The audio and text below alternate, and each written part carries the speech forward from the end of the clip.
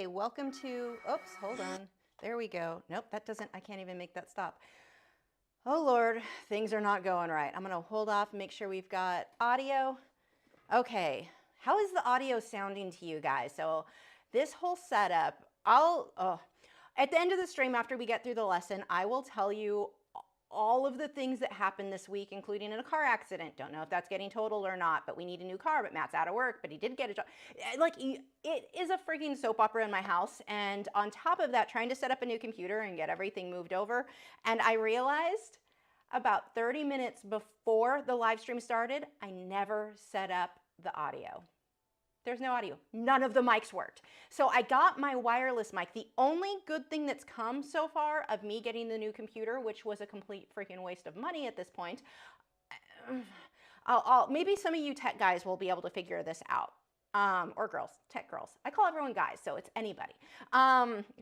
California thing. So maybe some of you will have an idea of what is wrong, but basically are they working? Oh, all 4 mics are working, I think. And I had to downgrade. I can't use my best mics. I'll come back to the problems that I'm having with all the tech stuff later. Oh, see, even the color on this is completely wrong. So that's an added bonus. It took so long on top of everything else going on in like the craziest week of life. Not that bad. Like nothing's major. Nothing's that bad. It's just when everything hits at once and you're just like, really? That's so, okay. But the setup's not it's not what it should be. The only benefit of the new computer so far is I can use my wireless mic again, but I don't know which audio is going to be better. It's been a week. Also, Rob, you'll be interested in this. Guess what job Matt got? Like the most suitable job in the world. He got a job at Beckett, who's here in Texas. He'll be a comic book grader. That's like, oh my gosh, so I guess I will tell you guys a little bit of personal stuff right now. So Matt got laid off recently, like 2 months ago. So it's been 2 months. So anyway, he was going for more IT stuff and more, what he's done before and management and all that. But this company that my husband is the biggest comic book nerd. So the fact that they had that, like they had him come and grade comics there. And he's like, you don't have enough paper for everything I'm finding wrong with these. But it was like, yeah, dream job. Doesn't pay what he used to make, and he's going to be driving an hour away every day, so we've got gas and paying less. I make less. Everyone's making less right now. Everything costs more. It's all the stuff, but I still think it's funny. I'm like, we have the nerdiest jobs in the world. His wife's a YouTuber and he's a comic book grader. I'm like, oh my god. But that part's the cool part. Well, sort of cool because it doesn't pay what he really should be making, but it's okay.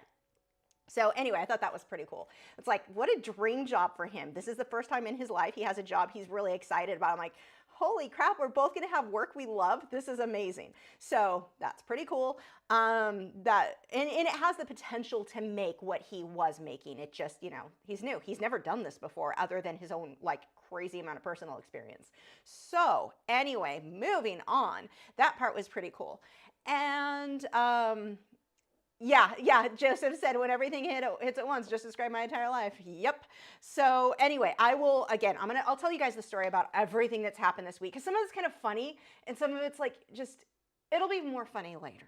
But anyway, we will get on to this lesson and hopefully, okay, the camera's still working. I keep testing because 4 cameras, it's apparently a problem to run 4 cameras. So we added an extra SD card, PCI something, whatever. That didn't fix it. And nothing.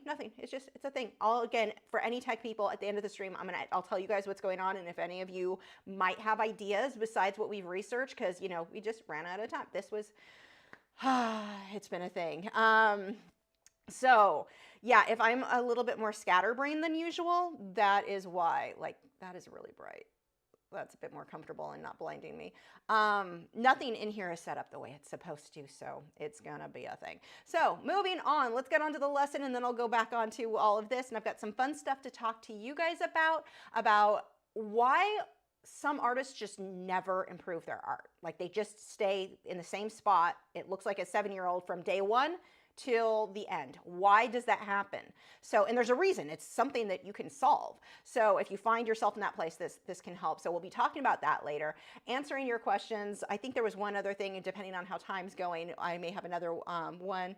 Yeah, I know I switched this side because when I'm looking over here at the easel, now it looks like I'm looking at the art. I thought it made sense if I had to redo the whole setup anyway for the new computer. Yeah, Baby Panda said it seems strange that I'm on the wrong side. Yeah, so that's why. Okay. I will try now to get rid of all the personal stuff and let's focus on the artwork for at least an hour or so. So this guy, I am painting on an 8x10. This is a Frederick's watercolor canvas board. The reason that I go with the watercolor canvas board is it is so smooth to paint on. So blending, the wet into wet, we're going to be doing wet into wet blending. So if you aren't familiar with that or you have trouble with it, hopefully that will help you today for this one. That is really easy to do the smoother your canvases. It's easier to get fine detail the smoother your canvases. And you think watercolor canvas board, that's for watercolor. Most people I don't even think use these for watercolor. They're great though for acrylic paintings. I've even done oil paintings on them and they were fine. So that is the canvas I'm using. And just for transparency, this canvas was provided to me by Fredericks. Thank you, Fredericks. They're already the only canvas. I mean, for you guys know this, I've only used Fredericks for a very long time because of problems I've had with other lesser brand canvases, like any generic canvas that you get at Hobby Lobby, Michael's, any of those. I hate them. Blick. Generic, that is the one supply. I like generic paintbrushes, not generic canvases. So I've drawn this out. I've traced it onto a piece of tracing paper so that I can use transfer paper, and I'll do that live so you'll be able to see how to use tracing and transfer paper. We'll be transferring the image. So if you don't have this drawn out already, head over to my website. Link is in the video description. Get this image, and you can paint this right along with me. I got this from either Unsplash or Pixabay, so it's royalty-free. You have full rights to use it in your own work. You can sell it. You can make prints because we're all using the same royalty-free reference photo. So that's really cool. I think this guy's some kind of a fly catcher. You can bid on this if you are interested in owning this painting. If you happen to like blue and orange birds against a green background, head over to my website. You can bid on this. I'm sure that won't work though, because nothing's been working this week. I mean, maybe, probably not. Fingers crossed. Did it go live? Does anybody know? Me and Nick won't bid on it this time. Let's see. Yeah, the auction started. Good. So that is there. It's an acrylic painting, so it will be varnished before it comes to you. Have a really pretty high gloss varnish. Everything will be all fancy. I'll show you at the, actually I can show you now. No, I'll show you at the end how we would frame something like this so you'll be ready to hang it. And I think we're good. Okay, so the first thing we're gonna do, notice that I did not draw, I'm sure I forgot something that I was supposed to announce. I did not draw the bird directly on the canvas. That's a big mistake a lot of people make is to take their charcoal pencil or their charcoal is actually not that big of a deal, but they'll take a graphite pencil and sketch everything out. One, you've got sketch lines already all over the place because you're erasing, you're moving stuff, you're changing stuff, but the graphite will always show through to an extent parts of the acrylics because the acrylics, most of the acrylics that we use are fairly translucent. Who's moving? Gibson, stop it. Gibson, hey! No chewing on your chest. He's like, the grass is growing. It makes me itchy, Mom. So that is, and I'll close this. They're trying to tell me I should run an ad. I'm not running an ad right now. Anyway, so what was I rambling about? Oh, your graphite lines, you'll have bits where it will show through your acrylics, and especially in the way that we layer and glaze, or the way I layer and glaze. If you're painting on with a palette knife, not really a big deal. But for this method, the best thing to do is paint your entire background. You're not trying to paint around your subject, so you don't mess it up. You just paint the whole background, and that's going to give you smoother coverage. So the first problem is that graphite will show through their acrylics with painting this method. The second issue is that you're trying to paint around it. Acrylic dries too fast. You do not have time to sit there trying to paint around the bird and still get smooth blending. If you're doing like an impressionistic style, there are styles where that can work. This is not one of them. So it's better if we just paint the whole background like it's not, like, don't even worry about the subject. That's why we've got them already drawn out on the tracing paper, and we'll transfer it when we're ready. Okay, so if we look at what we have now, it probably won't work, but I mean, we do have it. Here's my mess of an easel, which I did not get a chance to clean after working on the current project. So what I do to clean this, I'm just going to take just a regular razor blade. Now you can get glass cutters or glass scrapers, and that's a better way to go, but I don't know where mine is, so I just grabbed a razor blade so I could scrape this.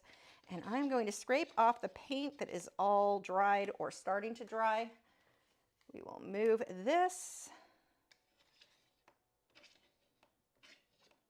I'm just gonna scrape that off. I can wipe it on a paper towel. I don't need that pink, so we'll get rid of you too. anything that's older, and like this one's, the white's kind of chunky over here, so I'll just scrape that off. That's really old paint. And this is a new wave glass palette. I don't know if I have it on the video, the supply list in the description. If not, if you head over to my website under supplies, all the supplies I use are listed there. I'm trying to think what all else can be cleaned out that doesn't need, just too old and chunky. And the great thing, the setup here, I have this in a Masterson, I think it's called the Masterson's, container. It has a lid. It works like a big, huge Ziploc where that glass palette sits in perfectly, and I just scrape it as I go. And there we go. Okay, so there's the palette. That is ready. Oh, we should get paint. What colors do we need? We are going to be working with green, white, maybe a little bit of black. So I'm going to use Hooker's Green. Let's go back over to our palette. I don't even know where that button is. There we go. Let me get that really quick. Oh, at the end of the stream too, I did get a new order of paints from Blick. So if I remember, I'll do an opening with you guys. I don't even remember what I opened. It's been one of those weeks. Or what I opened, what I ordered, whatever. I don't know, words are hard. That one, and I'm gonna add a little bit of red just so that I can kind of tone that green down a bit if it's too bright. That one is, I can't say that, alizarin crimson hue. I don't know, we know I can't say words. And I've got the green. Where is my black paint? Now, the huge bonus of the wireless mic, I'm gonna be wandering around the room and you guys will still be able to hear me because I don't know. Let's see, where, here, you can, the dogs will keep you company. Whoops, wrong ad.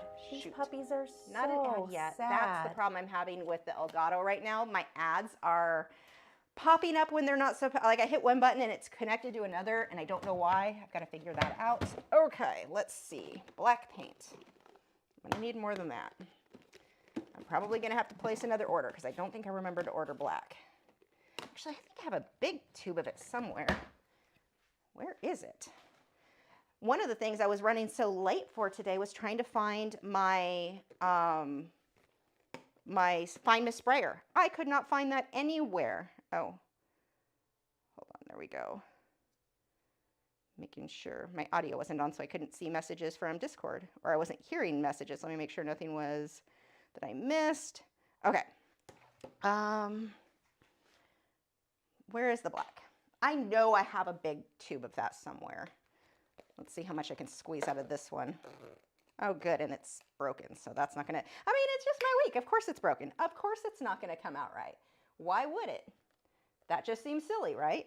So let's see if I can get some more on there.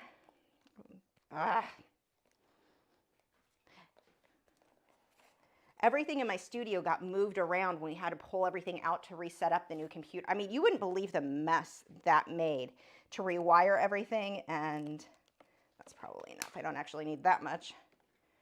Clean some of the paint off my fingers. Okay, maybe we'll get to paint sometime tonight. So we've got our colors here, and there we go. I'm going to use, this is a number 12. This is a filbert, Teclon Bristle filbert from Master's Touch. So those are the ones I think you get. You can get them on Amazon. I've seen them there too, but mostly Michael's. Now, the important thing here, I need this entire thing to stay wet the whole time I'm working on it. That is wet into wet. Paint stays wet. You don't let it start to dry. So I'm going to start. I dip my paintbrush in a little bit of water, so I thin this out. And I'm going to just come over here. I'm going to cover the entire thing with pretty thick. Probably should have got some yellow out too. Now, one of the drawbacks of painting on a canvas board, I love them. Well, no, let me rephrase that. I love Frederick's canvas boards. I do not like generic ones. They warp like you wouldn't believe. But one of the downsides is I have to hold it while I'm painting the background. Like once it's finished painting, it's just as good as a canvas. It's just, you have to, it's kind of a pain with it moving. Oh, that color's actually pretty good. And I keep dipping the paintbrush in more water every time I lift or get more paint because I'm working on a dry canvas. Now, when I start adding white and black and other colors to blend in, I don't need to keep dipping it in water every time because the canvas will already be wet. So you kind of have to balance that out, how much paint versus water you need on every individual. Like, if I've already got a lot of water on the canvas, I don't need to keep adding more water to the paint every time I reload the brush. I don't care about brush strokes here because we're going to blend all that out.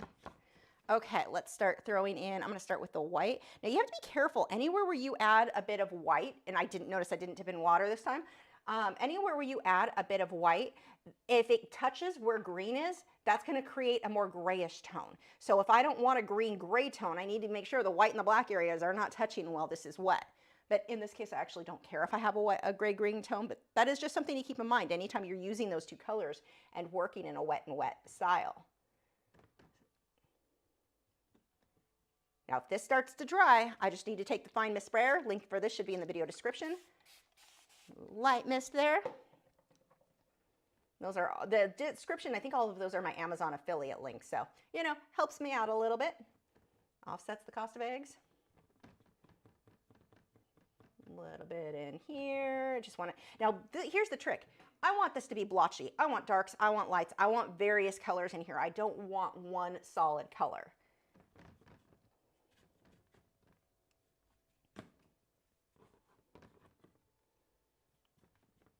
Okay, and that's gonna actually, I can already feel that starting to dry in a couple of spots. You also don't want to spray so much that it starts to run like crazy either. So what I'm gonna do, I want to reload with a little bit of black for some of the background and maybe a little bit of red oxide.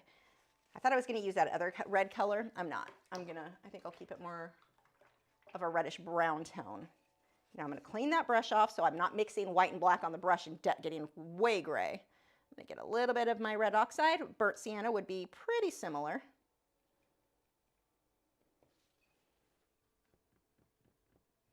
Get a little bit as I'm going through here, not too much, just a couple of spots. Okay, now I am going to take my mop brush. My mop brush, I'm throwing them on the ground. They're really blush brushes. They are any kind of blush brush I can get. I will usually go to like a TJ Maxx, somewhere at Ross, the places that sell like cheap everything. Sometimes you can get these for really cheap, or I've got them in the video description, hopefully. If not, they're on my website. But these are super soft and they don't shed like a normal mop brush would. So if you get like one that's made for painting, they're gonna shed like crazy. Oh, too wet. So I don't know if you can see, I've got this little basketball texture going in here. I sprayed too much water, so I'm gonna actually wipe my brush off, reload it with some green, thicken that paint up. So if it starts to, you go to mop brush it and it's like, oh, that just turned into watercolor. Yeah, you put too much water on there. Throw a little bit more paint. Let's see if I can blend down here. It's not too wet down here. And I'm just doing little half circles. I barely want the brush to touch the canvas. If you push too hard, you are going to, you don't want to lift it. I don't want to see a bunch of paint here. The paint needs to stay there. This is just a light hand, barely letting it touch that canvas. And you don't want to overblend. When I say blend, what we're doing is getting rid of our brush strokes. I'm not trying to mix all the colors together. I mean, along the edges, they will blend and mix, but think of it more, I'll wipe some of this off as it starts to pick up paint. Think of it more as just softening out those brush strokes. I'm going every which directions, mostly little half circles. If the paint's a little thick, it won't blend well with this either.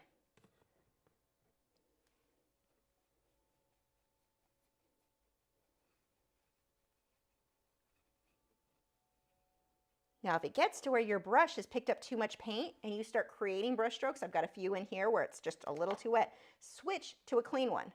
A clean, dry brush. If this is wet because of water or if it's wet because of paint, it will not work right. Little half circles. I've got a couple of spots. Most of this looks great, and I'll leave it how it is, but there are a couple spots at the bottom just because of the way it was sitting on my easel. I didn't quite get enough paint down there. I'm going to reload that a bit, because it's kind of giving me this weird textured look that I don't want. I'm going to weird mark up there too.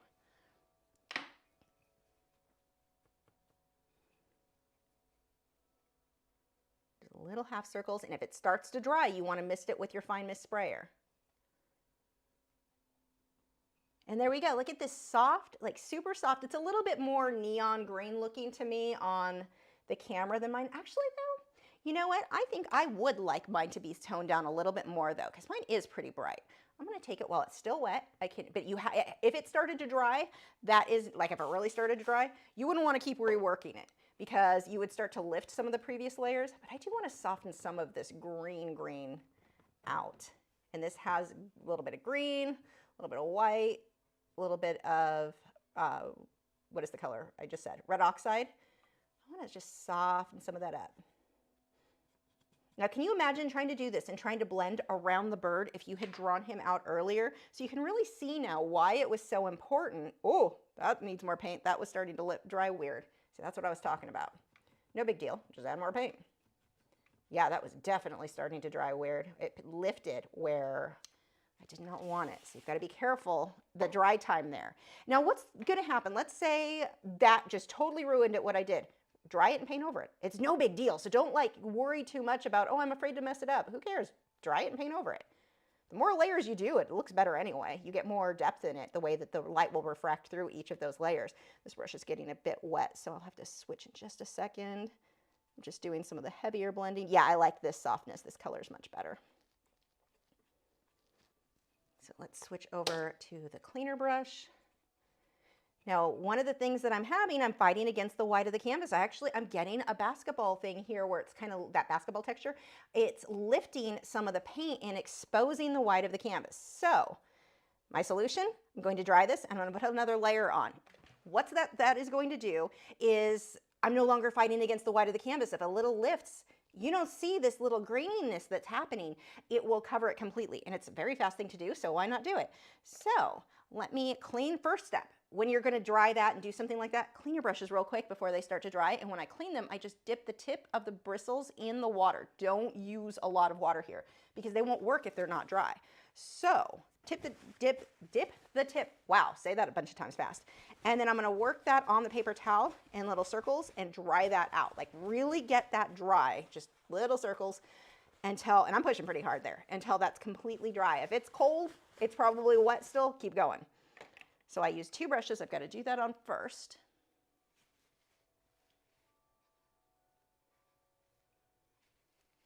And if you have questions, I will be answering them at the end of the live stream. We'll be going through that. So if it seems like I'm ignoring you, I am.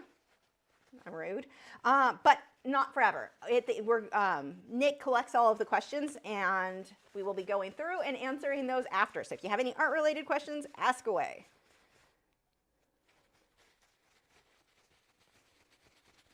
That is really wet. Okay, so now I'm going to dry this. Now the downside of this microphone, I can't easily mute it the way I've got it set up. There is a way to set it up. Why am I getting an error? What is my error? Use a preview. I don't even know how to fix that. So whatever that error is.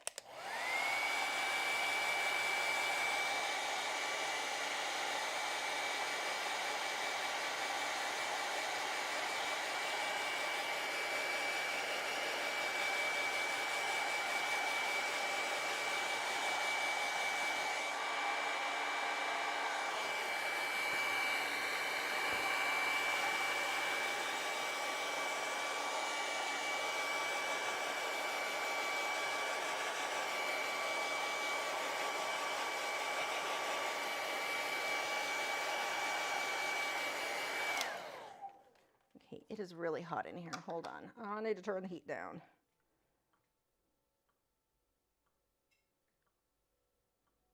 Problem solved. Okay. So I don't know if this will show. Can you see how it's a little bit gritty there or grainy? The camera is not picking it up super great, but that's why I want to redo this because I'm not in love with that. But it's such an easy fix that there's no reason not to do it really quick.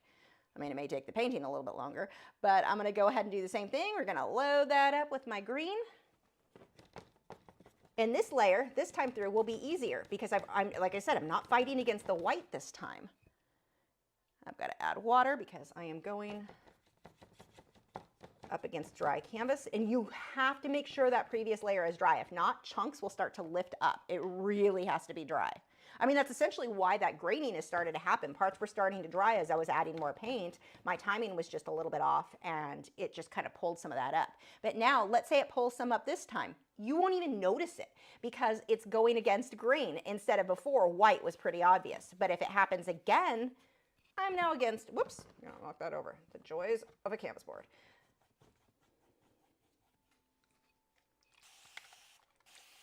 Get that wet again. We'll grab some white.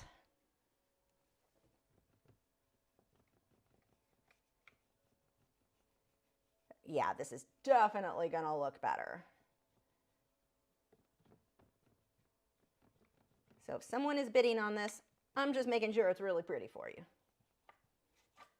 Now, I don't need the background to be exactly like the reference photo. I just wanted green and soft, out of focus.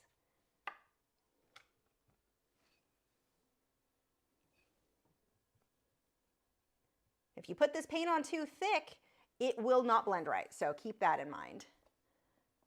Oh my gosh, Rob, thank you so much for the super chat. Said when you reach a break point, Matt gets a new comic so he can practice grading and the puppies get a treat. He's going to love you for that. Oh my gosh. Thank you so much. Oh, I got them new treats too. I got them expensive treats. I'll show you in a second. Let me finish. I would do it right now, but you know, dry time. Thank you so much. Oh my gosh, that is so kind. So I'm just going to take some red oxide, go on in there. Getting that nice soft look. I was going to put the black. I actually like the red oxide better. See, the more layers you do, if that ever happens and you redo it like I just did, do not hesitate and think, but I really don't want to redo it. It was at one point kind of okay. Trust me, redo it. It always looks better the next layers. There's no benefit to not doing it again. Okay. Before it dries, I'm going to quickly go over this little half circle. See, look, it just blends so smooth and so easy now because I'm not fighting the white of the canvas. So what would another alternative be? I could have just painted it solid green and let it dry. I was trying to go quick because, you know, live stream times, but make things a little more challenging. But this looks so soft and so much better because I redid it. And it's not like, well, you messed up the first layer then. No, that's really not it. It's that it won't come out this soft. It won't look that good the first time. I was just hoping it would because, you know, I'm going to ignore all my experience. There we go. That looks, oh, I love it. Okay. I'm excited because even if this doesn't sell, I can go on my own wall at this rate. I'm a fan of green. Green is a really good accent color to teal. Okay, let me clean that brush. See, look how quick that went too, because I wasn't fighting the white of the canvas this time, so that layer was really fast. Okay, let me dry that, and then puppies get a treat. Did anyone's head pop up? No, no one's paying attention to me over there.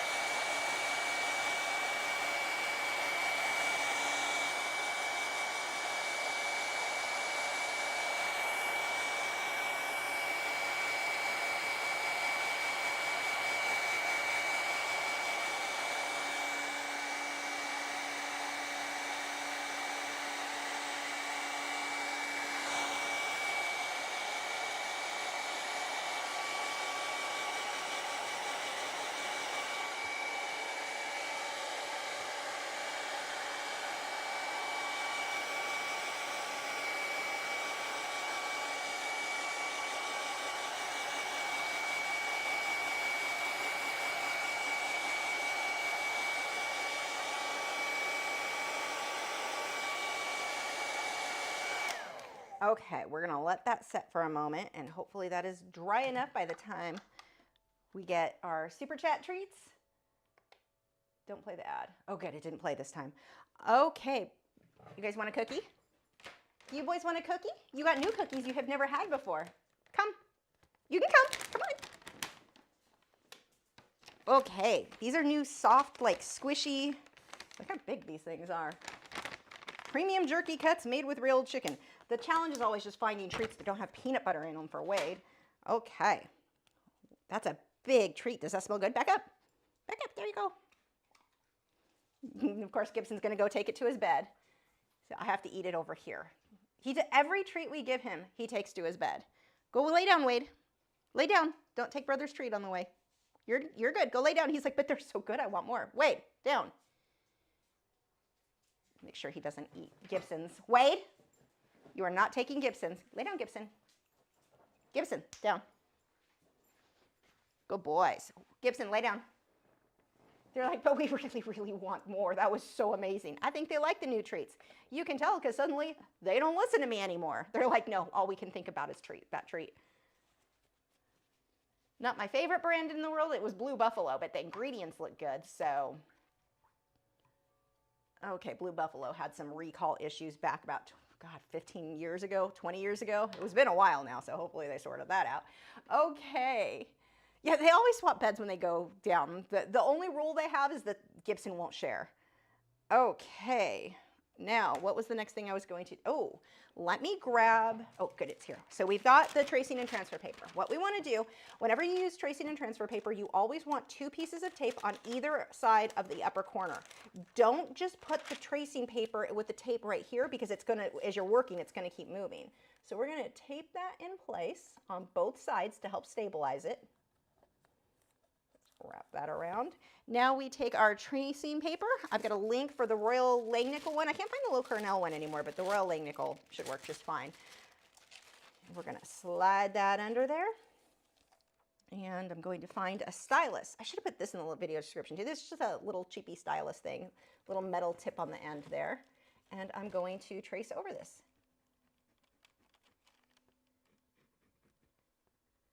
Now, whenever you're painting, you don't want to get rid of, like once you get this traced out, don't throw the tracing paper away. Save it, because let's say you're painting for a while and things are just not looking right, but you're not sure why. You can take your original drawing and put it back over what you've been painting and see where you started to get off on stuff. Because sometimes you just make lines a little too thick, things aren't looking right. This is a way for you to continuously check your work against itself, so you can make it easier.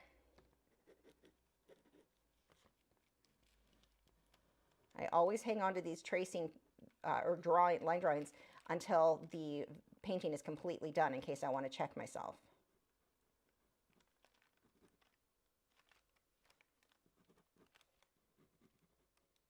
Before I wreck myself. I'm old.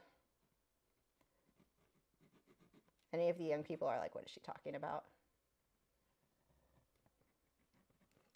Okay, that should be good. There, we've got the branch. Branch obviously doesn't need to be perfect. I actually made mine quite a bit thinner than what the reference photo had.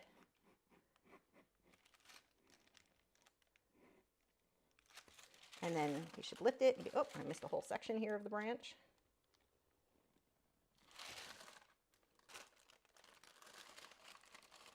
I can't see his face, isn't really showing well. Push a little bit harder. Now, if you're using, this doesn't work with all acrylic paints well. This is one of the reasons that I like Liquitex Basics so much, because it does work well. But let's say you're using Liquitex Heavy Body or the Liquitex Soft Body. Those paints are super glossy and super thick. They're very, very plasticky. I mean, it's acrylic, so of course they're plasticky, but they're really plasticky. This doesn't want to stick to it that well. It kind of will, but not great. So just keep that in mind. If you're having a hard time, that may be why. The Liquitex Basics, especially if you thin them out a decent amount, like I do, it sticks pretty well. Anytime where I've used an airbrush, it sticks really well over that, normally. But then I'll randomly have a day where, like all my tricks, everything I know which should make tracing and transfer paper work well, just won't work, won't stick, won't show up. And I've never figured out. In some of those cases, it's like, okay, I guess that's just happening today. I'm just removing the tape on the back of this.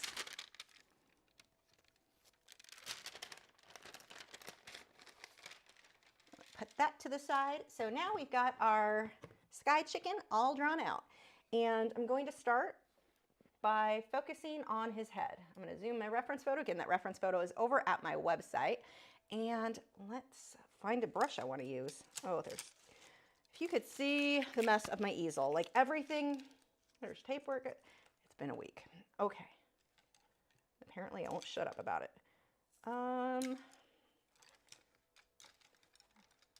This is not how you organize an easel. What have I done?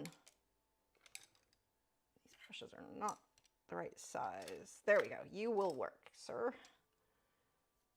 I'm just going to block in mostly black. I'm going to get it pretty dark, and then I can put the blues on top, because the blues will require a lot of white anyway. I think that will make it easier. So I'm just going to block that in on his head. Remember with painting, everything is a layering process, and I've got my handprint. Something had a little bit of, hold on, I got to fix something. Something got paint that wasn't supposed to be where it is. I'd rather not repaint that, so please come off. I'm just taking a brush with water, and I am scrubbing that out. Yeah, it's coming off, kind of. Otherwise, I have to color match and touch that up. Actually, what I might do, it's funny, I was actually tempted to paint bubbles in the background on this. I could, yeah, that dried. I must have had paint on something and touched it, and there's a little mark, so I could either paint bubbles floating in the background, or I could, did anyone bid on this yet? I don't think so. Did someone bid? No. If no one bids, I'm painting bubbles in that background to hide that. If somebody does bid, I'll just cover it with paint. I can color match it. But I wanted to paint little bubbles in the background anyway, so I think that would be cute. But I don't want to do it if somebody bids and didn't want it, because that's not what's listed on my site. Where did the brush I was using go? See, seriously, my brain is so scattered this week. Here we go. Okay, back to work.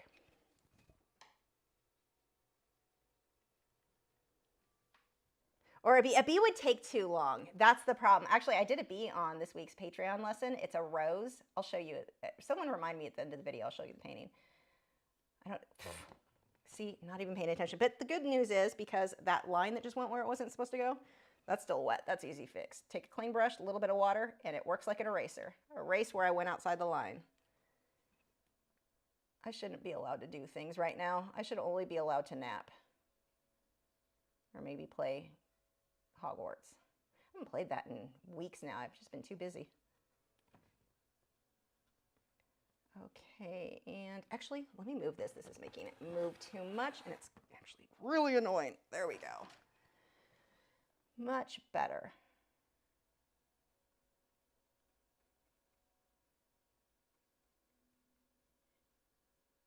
And just fill that in.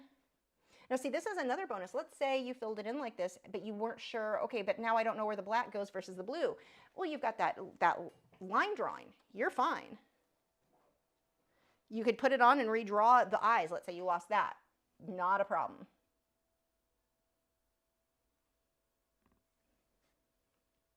Okay, I'm going to do the same thing with the black. We've got the wings. I'm going to kind of skip though, so it's in two sections and I can see where the feather type shifts. I don't care if it's super solid. I just need something dark that the blue can go between or go on top of. Same thing on this wing.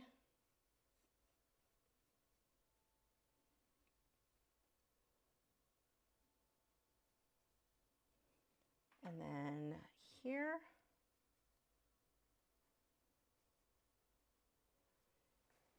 And the tail.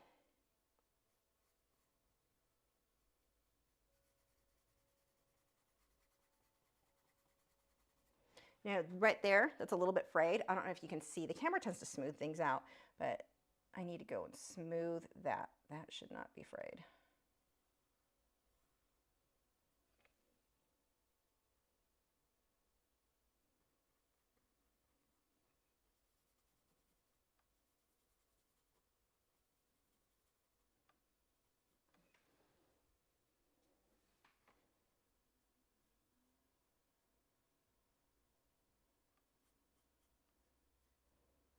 Okay, that works. And actually, I'm going to go ahead and get a solid for where the bird's body is going to go now, so that can be dry.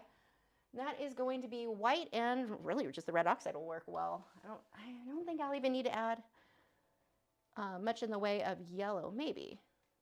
Yeah, I think I do need a little bit of yellow. Grab that. Knocking stuff on the floor.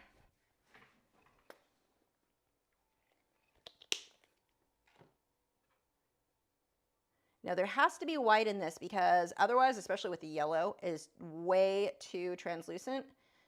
It would not show up. That's way too peach. Oh my gosh. You know what? That's fine though. We'll put the right colors on over it. We'll just use this as the base.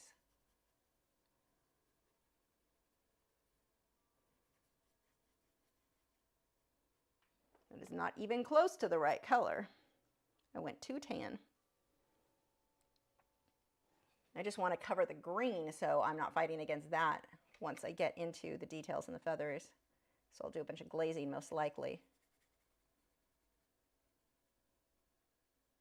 I don't care if a little bit of green peeks through. That actually is better. It makes him really feel a part of that scene, especially if, let's say you had painted the background with purple. You would want to let some of that purple come pick up in the bird somewhere. It helps them to feel like it's a part of the same painting.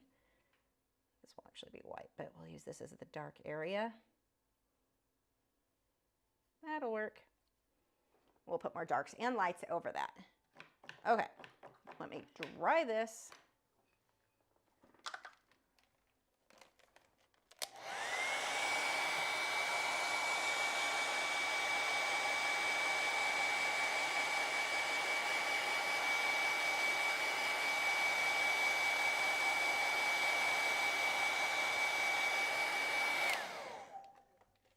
Believe it or not, this is a good place for him to be. It looks scary, but that's what we want it to be. And this is a mistake, going back to what we were talking about at the end of the video, that a lot of people make. They get here and they're like, okay, done. It looks like a bird. No, it doesn't. It doesn't look good at all. I mean, I can tell it's the shape of a bird, but that is not done. Most reasons, and this isn't even one of the reasons I'll be talking about, but one of the biggest reasons people's work look bad is because they didn't finish it. It's not because they're bad at it. It's because they didn't finish it. Like this one. This doesn't look good because he's not finished, not because I did anything wrong. So we've got the pupil. I'm not going to worry about the white over the eye. I'll put that on later. And then for the eye, I mix a little bit of the black with red oxide, and that will give me a brown color. I don't even have to get brown out.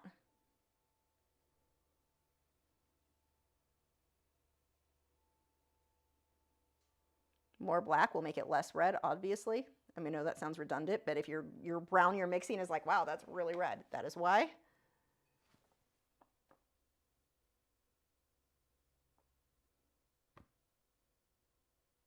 I'm using a synthetic hog-haired liner brush. This one is a number 1, I believe. I've got to thin it out with water because it's not flowing quite like I want, so just by adding a bit of water, that will help.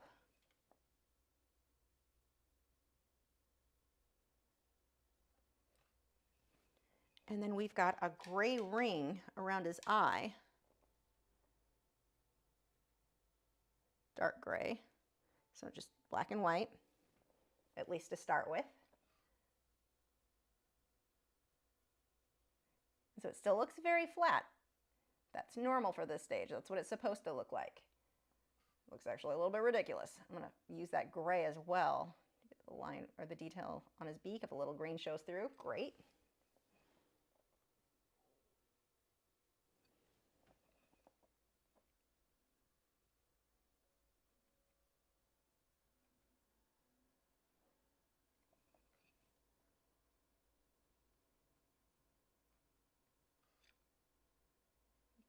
Bit of blotchiness with the black up there.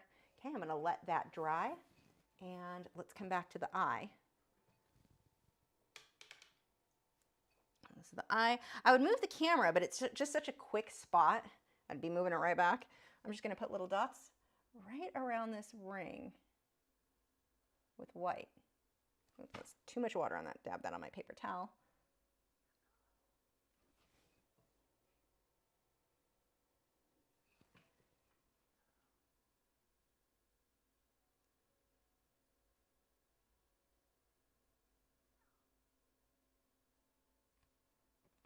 Tone that down, and then my brown was a little bit too dark. I'm going to put a bit of red over it, right around the pupil, mostly on the bottom. That looks better. Couldn't see it at all. Okay, while that dries, I'm going to do a little bit of white detailing around the beak. Just got a little hook there.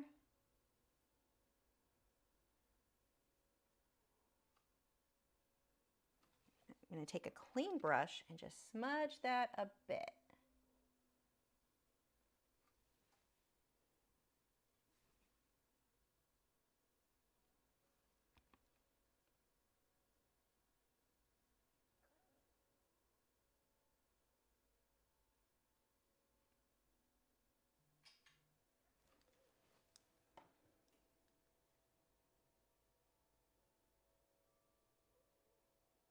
Oh, if the reference photo, it looks like I have the wrong reference photo right now. You can get that over, go to my website, just go to lachri.com. If you scroll down to the blog post, there's a blog post for this that will give you the right reference photo. Sorry about that. I do so much copy paste, I just missed it.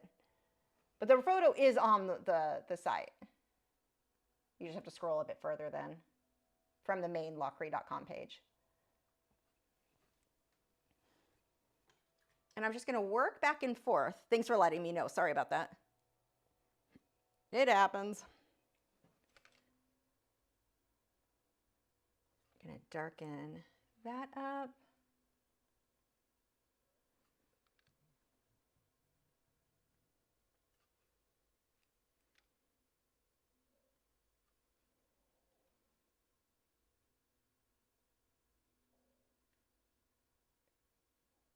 Paying attention to where the little lines are. We've got some skinny little lines here.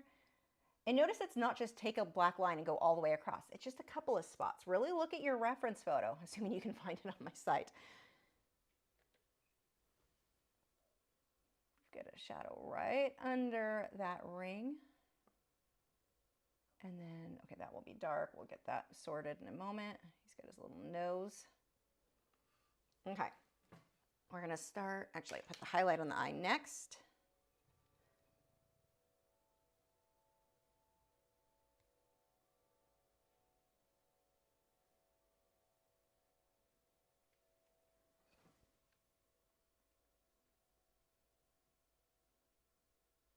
Too much water, not flowing.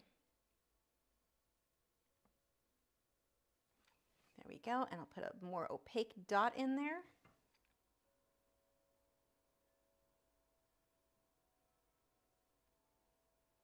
I'm going to clean up a few of these little dots. Okay, now let's make him blue. So what brush do I want to use? Actually, I think I'm going to use a rake brush. And I've got a really tiny one over here. I've got two that'll probably work. So the rake brush is basically a brush like it. This would be your normal filbert. Rake brush is like that. So with one brush stroke, you get a whole bunch of little lines. And another one that might be better condition, slightly smaller. And I prefer with the rake brush the filbert to the flat. I don't know if you can see that there. See how one's really flat straight across and one's more rounded. This gives me a more natural look. The flat ones are very difficult to get a natural look. Like your start and stop points are just too much.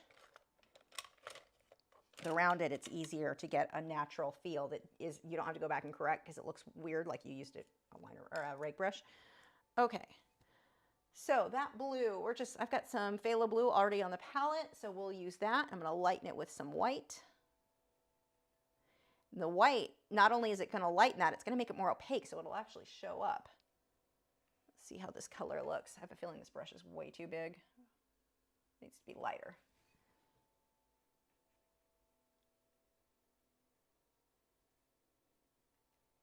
A lot lighter. Let's mix it in another spot.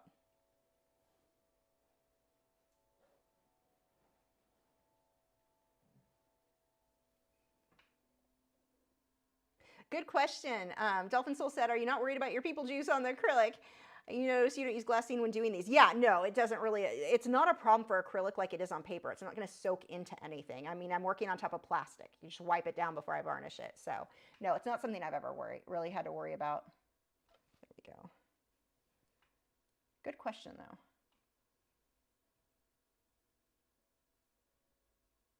So I'm holding the brush and just trying to follow the direction of the feathers, and I can correct this a little bit more in a moment here. Like the shape, so if it's not perfect, it's not a big deal, but I want to get that texture. And if the color is too, like let's say it's too white, which it is, just glaze blue over it, it'll look great. I do need to zoom in a bit. That should help some.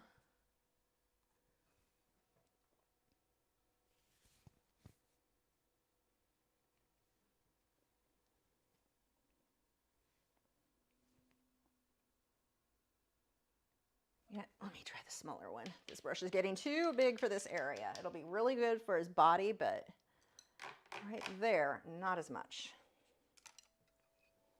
This one might be too tiny though. This is a really tiny rake brush.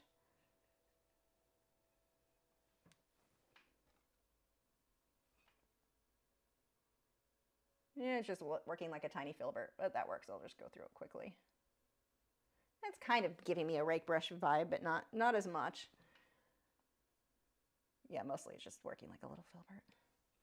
Okay, we've got little chunks of feathers coming through here, kind of dots out. Now, it's not that every feather needs to be exact. That's not important at all. But you do want it close. You want to pay attention to which direction these feathers move. You want them going in the right direction. You want them to be about the right width, about the right length. There are certain things that you want to be exact. I want the outline exact. I want the beak in the right place, the eye in the right place. That matters. But the feathers, the wind shifts, the bird fluffs up, the feathers are going to move. So as long as you're close, it's good.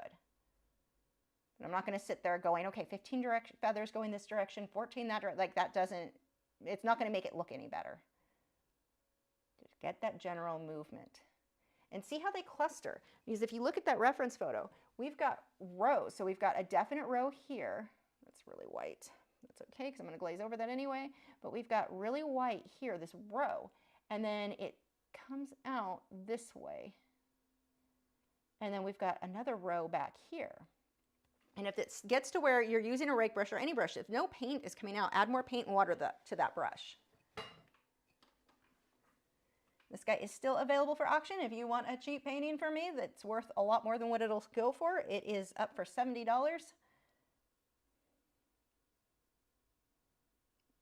One like this I would normally sell for about $250.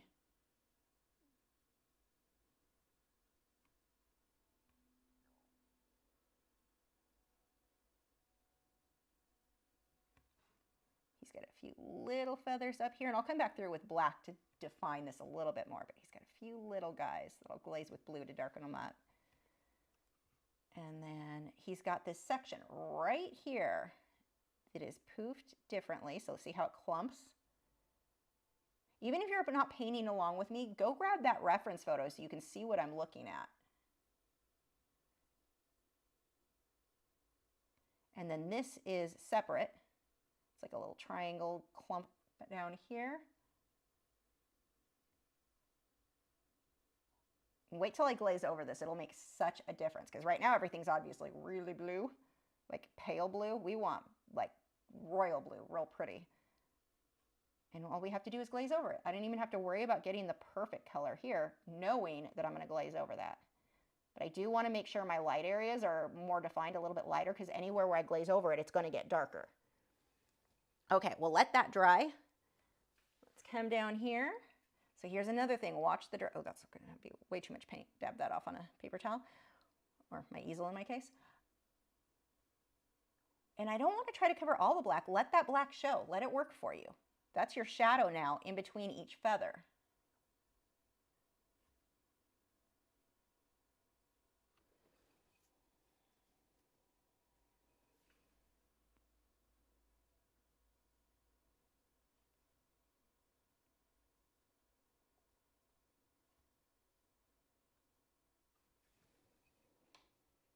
And if it feels awkward when you're painting feathers, don't feel like, oh, I'm just not good at this. I'm not going to keep doing birds.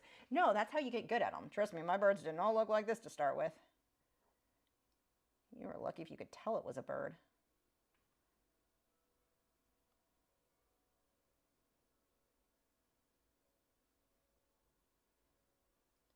Let me see, where does this feather go?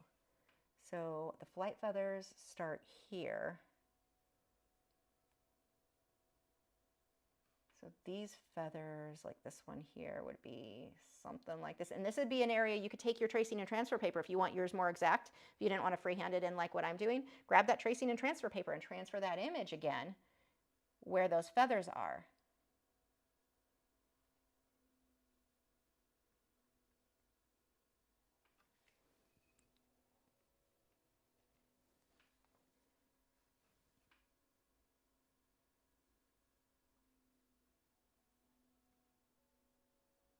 It's just really soft and kind of clumpy in the back here. These are smaller feathers. Remember, this will get way darker, so make it intentionally. If you're doing it this way where I'm not painting it the final color, I'm going to do a glaze over. You want this to be lighter than what you want that end result to be.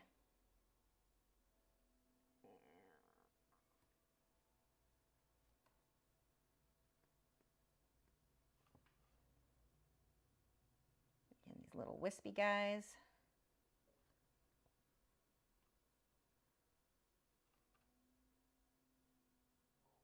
Got some smaller feathers here.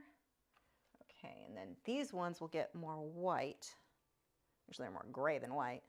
Let's add a little bit of black to it so it's not too bright, although I can glaze over it if it is. I'm going to use the same brush. I'm just going to hold it to the side to get these long lines. And there, that line is a little too thick. All I'm going to do is take a clean brush with water and thin that out. Perfect. It doesn't even matter what clean brush with water. It can be like this one was a flat. You could use a filbert, but it does need to be in good shape. If it's frayed, that's not going to give you the greatest results there because this is such a small area.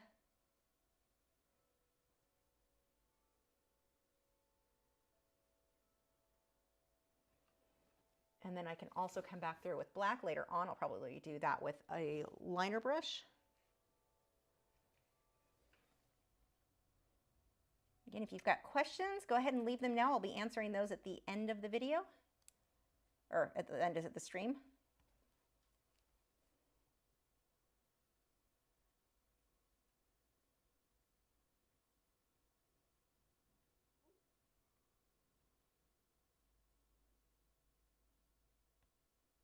These are just kind of little ones on the inside of the wing there. Okay, I'm going to skip down and do the gray on his tail. So you can use that same brush, just going to add a little bit of black to the white. A little bit more white.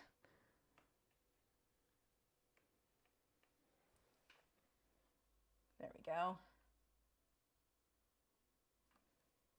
Actually, I'm going to rinse that brush. I'm going to switch to a slightly fluffier dry brush and smudge that out a bit. So I usually will work with two brushes. I've got the brush that I'm applying the paint with and then another brush for smudging as needed. Don't over smudge though. That's definitely something that could go terribly wrong, or over blend.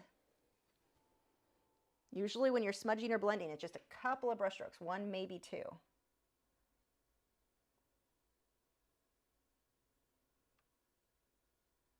And I know it seems redundant, but look at the reference photo. Like really look at it a lot. Spend more time looking at your reference photo than you do your artwork. It's a mistake that a lot of people make where they look at the photo and like, okay, I got this. Or I know what a bird looks like. I got this. No, you probably don't. Look at your photo. The tail camera. Oh, thank you. Tail is off camera. Whoops. There we go. Sorry about that. So you know it's one of my videos. Those of you on Patreon know exactly what I'm talking about.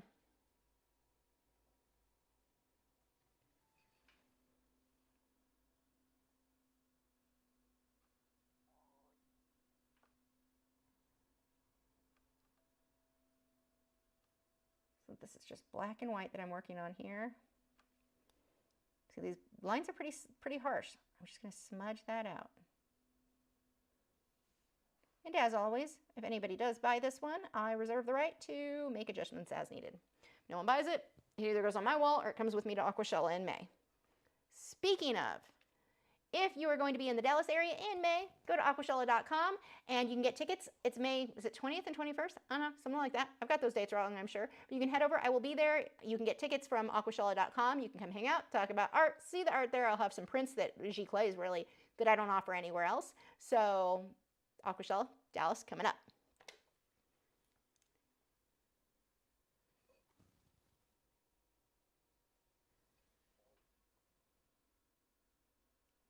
Okay, another highlight here. Believe it or not, he's near done. Like the rest of this is going to go really quick. Well, branch and the feet we still need to do.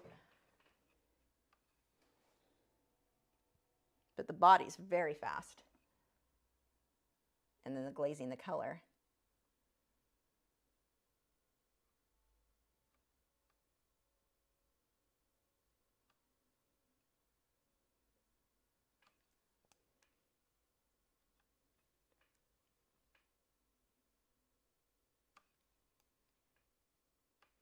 Okay, going to rinse that. I'm going to dry the blue and go ahead and do that now.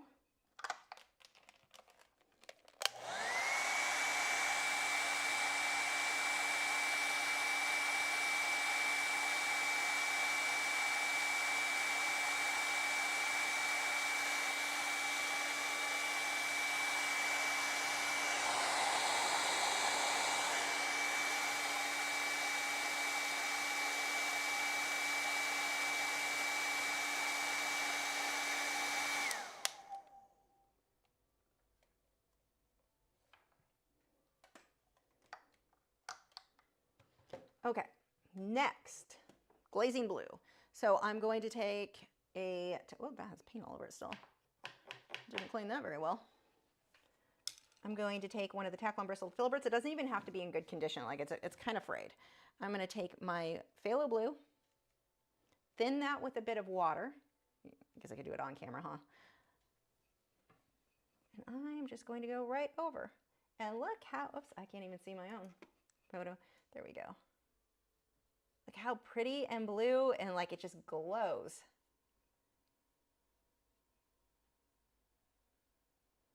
You can see where it actually, it will look darker when it dries. Right now it's a bit light because it's wet, so the way the light's refracting through the color.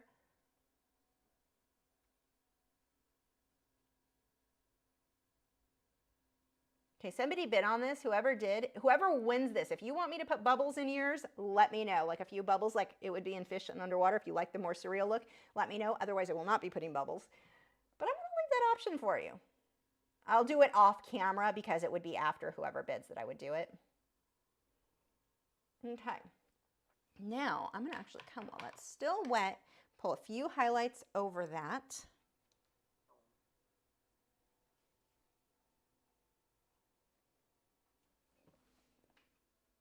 Brighten this up. Whoops, a little bit too much water there. Reload. See, everything you're just experimenting. You'll do a brush stroke and be like, oh, too much. Just go reload it. Don't worry about it. It's not something like, I think people get in their head that every artist knows exactly every, like a recipe. You use 2 cups of this, 5 cups. No, you don't know. You're going to experiment as you work. That is how we paint. So don't get mad when things don't go perfectly right. That's kind of a normal part of the process. But work on it till it does look good. And I may glaze a little bit of blue back over this, but I want parts of this to be a lot brighter. Oh, I already love him so much. Or her. I actually don't know how you tell which is a male or female with these guys.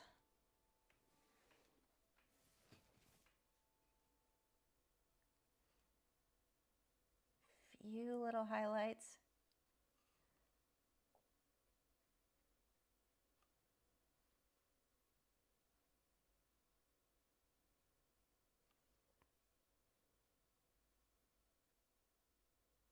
And as always, I reserve the right to come back and do a few little touch-ups tomorrow when I have fresh eyes, when I've not been sitting in front of it for this long. A few little details on the beak.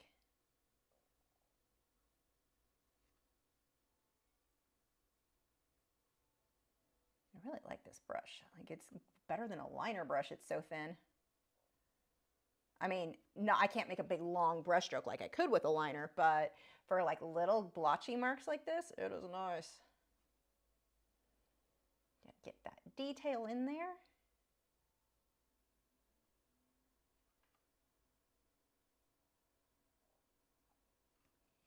Okay, I may come back and do highlights. I probably will, but let's get onto the body.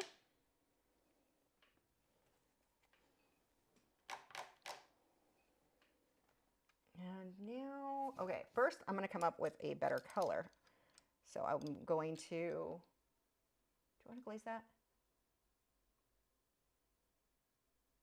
No, I'm going to do the texture first. There's so many different ways to get to the same end, as you can tell, because I can't make a decision on which way I want to do that. So we're going to start with the little feathers here.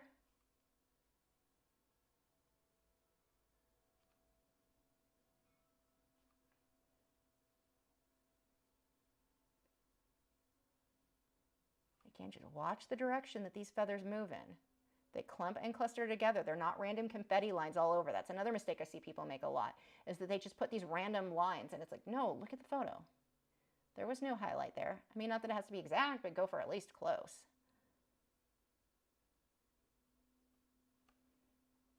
At least pretend you're looking at that photo. See how I've got these lines, the way they move. Now, if you are new to painting birds, I would go more exact to your reference photo than what I'm going. I've done so many birds and so many feathers. I can still make them look like feathers and not have it be like it's much more of a guideline than a like recipe for me. But if you are new to that, go more exact. Really look at that photo. And the longer you paint, you'll get to where you can take some artistic liberties and it'll still look like a bird. The feathers will look right, or whatever subject you're working on.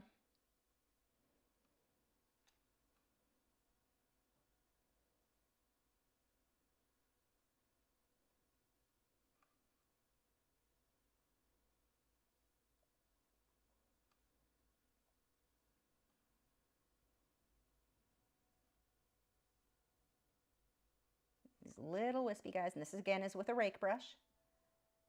Guess I could have mentioned that. And I'll have to go over it a few times with the rake brush as I adjust colors. So, okay, I'm gonna leave that. I'm gonna go ahead and rinse this and glaze over that, or dry it and then glaze over it.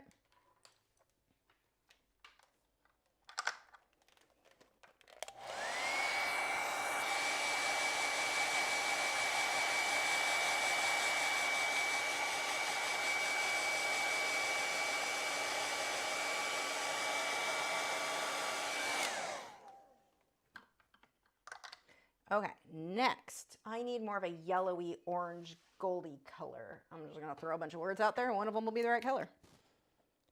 I've actually got some orange. I'm gonna give it a little bit more of a glow than I initially had. Is that brush clean? No, it is not. That has a lot of blue on it. Glad I tested because that would have made a mess, mixing that with the orange. Okay, so we've got some orange. I'm gonna pull some red oxide in, a little bit of yellow. I don't need the color to be perfect, but I know I'm a little bit closer than what I had. Thin that down with some water because we do not want that to be super opaque.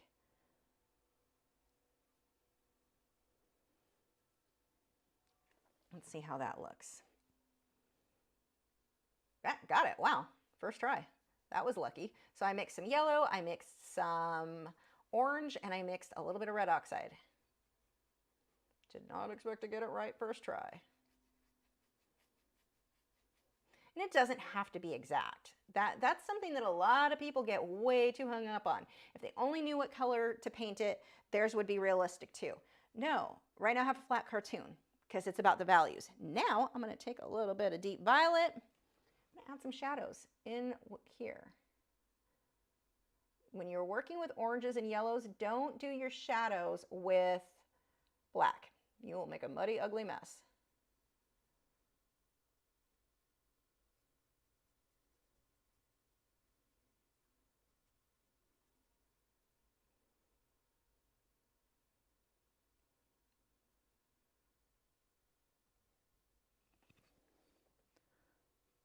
Let's get a little bit more with the red oxide. I need to darken this up a bit. I'm going to pull a bit of the deep violet into that.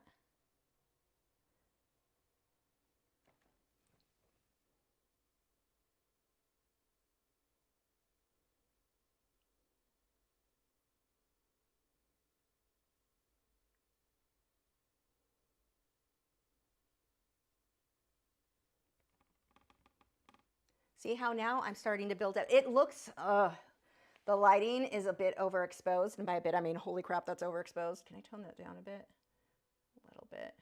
It is really overexposed. So you're not seeing the shading that I've actually got, unfortunately. I'll hold it up on the other camera. That was one of the problems I had with the tech drama is that I couldn't get both good cameras to work. Will not go work together. So much drama. Okay, I'm gonna rinse that. I'm going to dry this.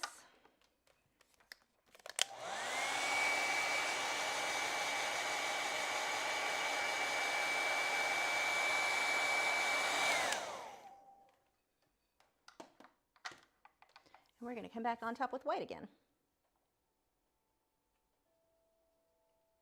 We're just building this up in layers. Too much paint, wipe some off. If you've got too much paint on a rake brush, you basically are just using it as a filbert, like a normal filbert or a normal flat, whatever brush type you're using.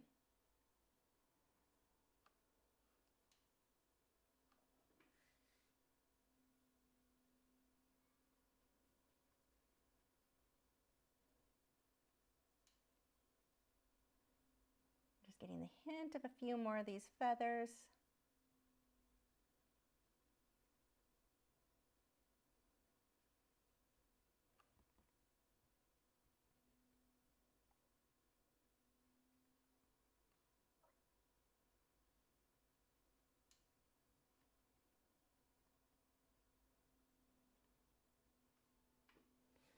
Okay, now the feathers right under the chin, those are more defined. I'm going to do that with a liner brush instead of a rake brush. I want them a little bit more wiry looking.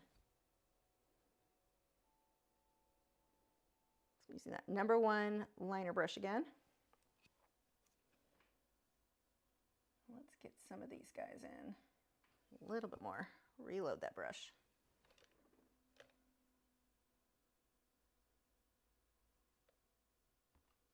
Too thick. There we go. And I'll glaze over that again too with the orangey color.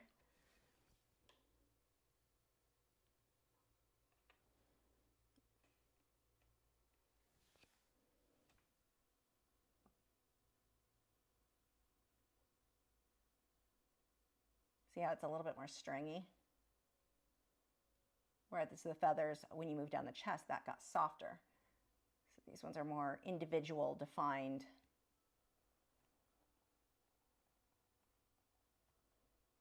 And then the blue, actually we'll do that with a dark. Has to overlap the orange a bit here. So we're going to pull some of this and let that overlap this way.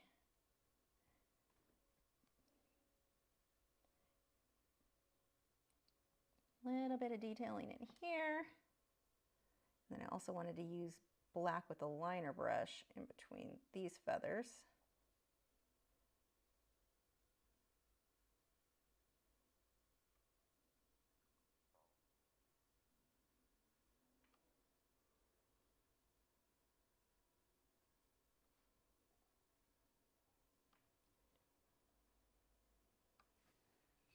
Again, I will come back and clean a few of these things up. I want to show you, I don't think that color is looking right.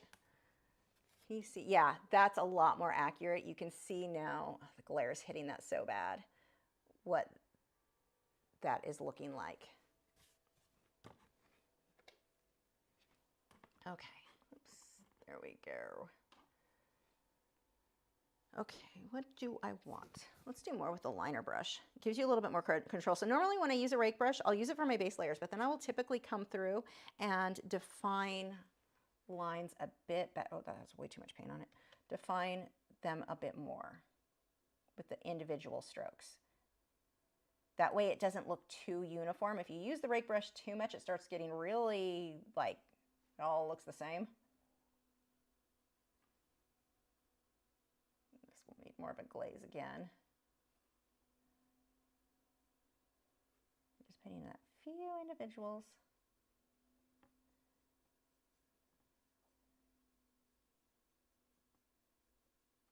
Just remember, layer until it looks good.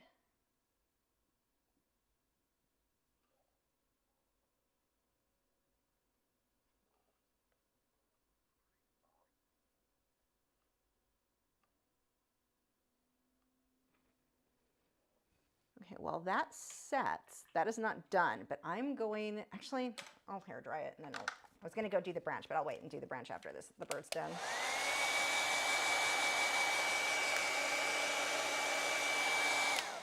That looks way too like bright yellow orange. It does not, it is so much more muted in person. It looks so much better. This is why I wanted the good camera. The good camera gets the color better, but it gave me the finger. I'm really glad I spent so much money on that camera for it to give me the finger. That's super awesome. I'm just going to complain about everything today. It's just been one of those weeks. I'm giving myself permission to complain. There we go. Don't paint this just yellow. There is yellow mixed in with a bunch of colors. Even though I know it looks like on that camera that it's a bit like yellow, it's more muted. You can really see more there.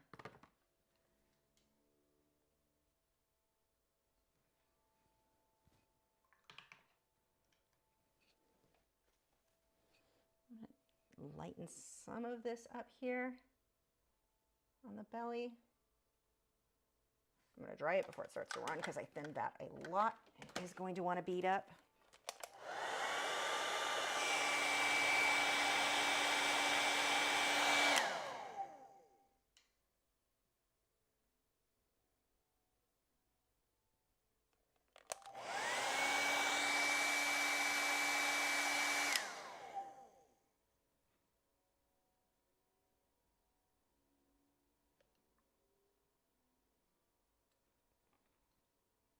This brush is super frayed, so it's almost working like a rake brush, which is great for some of these bigger spots.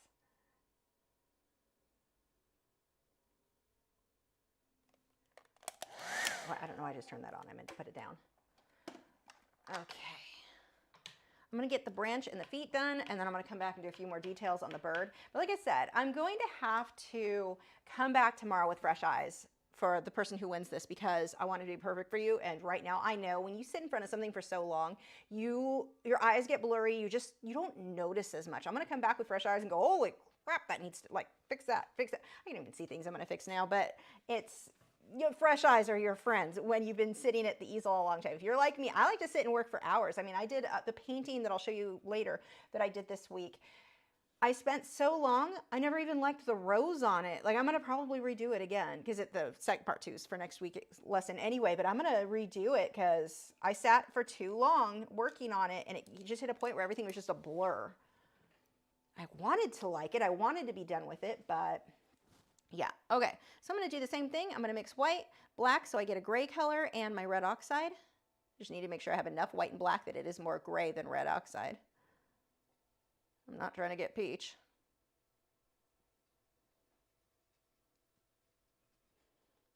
But by mixing those, it'll give me more of a tan. Get in there. Nope. I'm going to pull a little bit of orange and yellow into that as well. You can make it easier on yourself and just use brown if you have that. I like to mix what I already have out. Nope.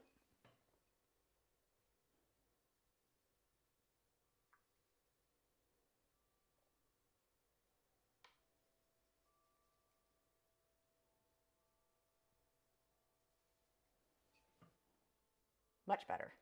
And I can come on top with highlights and shadows from there.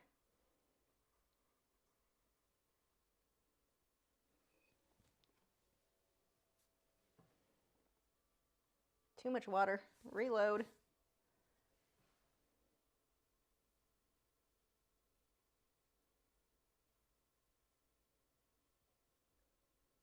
You know what? Screw it. I'll redraw the feet in. I'll show you how we use the tracing and transfer paper to fix things that you painted over, like what I just did.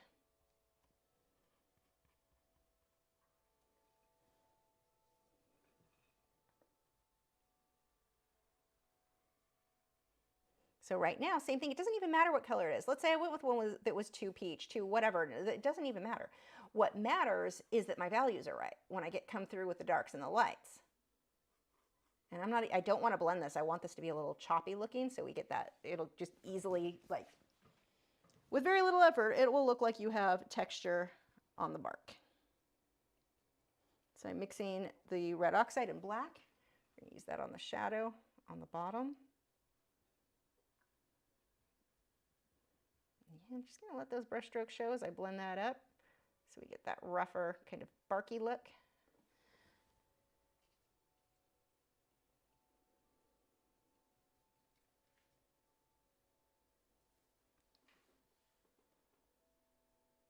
Can the touch-ups be recorded so that it's a part of the lesson? Yeah, I'm not doing that. I love the idea. There is no time for me to get a setup and then upload. Like, it's just unfortunately not really something that I am set up to do. Time is such a huge issue, and it would be something that I'm going to put like 5-10 minutes into. It's not even that much. So it's not, that's the other thing. It's not something you're even going to notice that much of. It's subtle. I notice a difference, but on the video, the types of touch-ups I'm talking about don't even show really on the video. It looks like I'm moving my hand around and doing nothing. So that's the other thing. It's not even a value.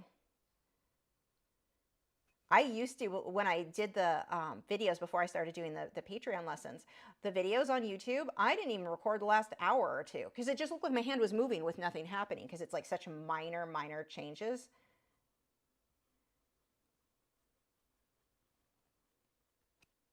See, I'm doing a more impressionistic, a loose brush stroke there. So it has that bark look.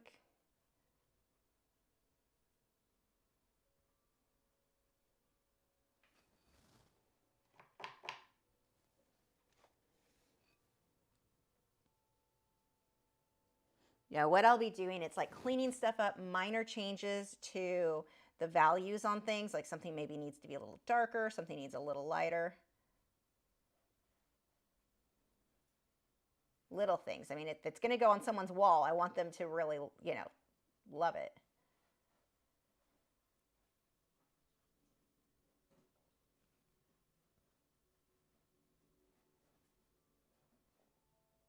See how I rounded off these brush strokes so it makes the branch seem now rounded.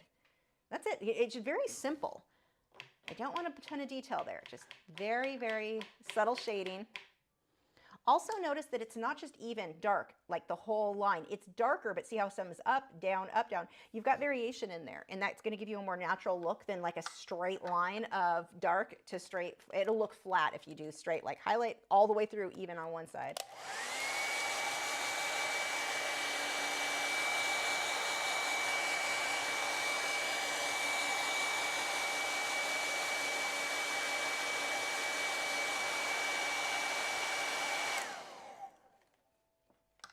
See, little things like this these are the things that I fix that aren't even impressive or noticeable that much on video, but like I didn't bring the tail feather all the way up to the branch. Little things.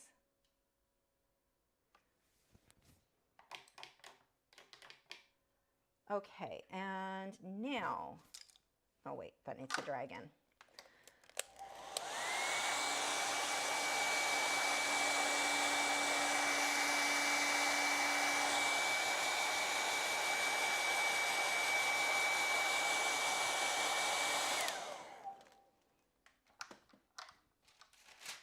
So I'm going to take that tracing and transfer paper, stick him back on there, line it up, and redraw his feet. So I don't have to take a bunch of time trying to freehand it.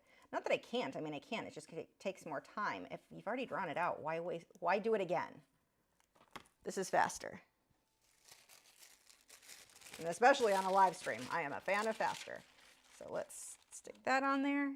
Where did, I lost my stylus. Huh. It could be anywhere over here. There it is. And I'm just going to go over the feet and toes. Whoops.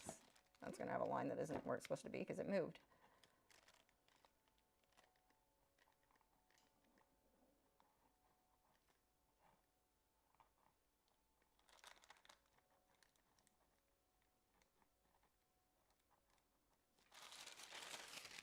There we go. Good enough. Save some time. Jason, the bubbles will be added. If I do it, it's going to be done after the fact, and it'll be done if the buyer wants it. No, if I was going to do bubbles, if I had realized it was one of those like after, like earlier today, I was like, oh, bubbles would be cool in this. But I'd already made the listing and I just didn't have time to change it and put up the, like, what that would look like. So the person buying may not be somebody, not everybody likes when I do the surreal with the bubbles and stuff. So I want the buyer to let me know, and then I would do it.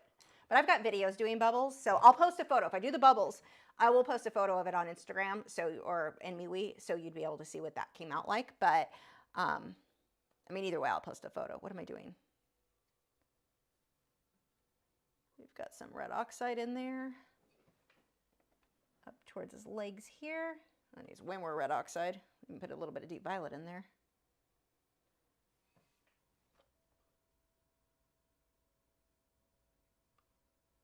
Yeah, definitely you're gonna need some deep violet in that red oxide.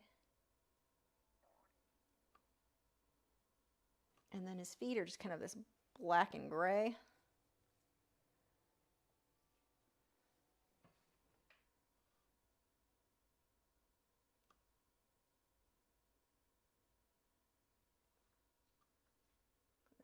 really in shadow on this one.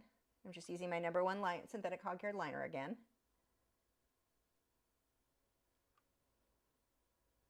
And I can make them all dark and come back through and put highlights on top.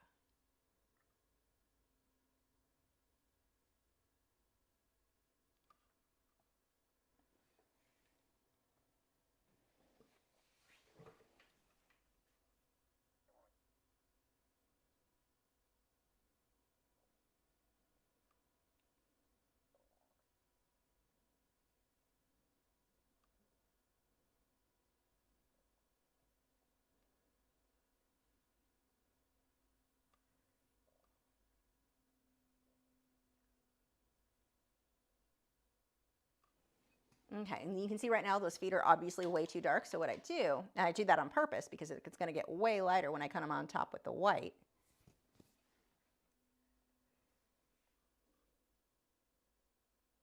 And see, this is curved. They're all slightly curved. So this helps the foot and the toes to look more rounded. These little ridges that are on there.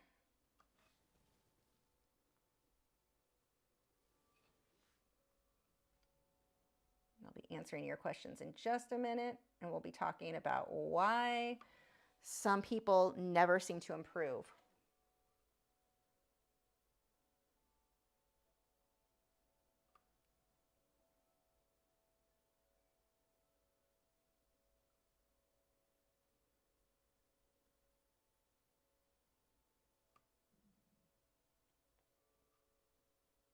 Yeah, my eyes can't even see that this is too tiny of detail right now because they're too blurry from sitting in front of it, so I'm not even catching some of this.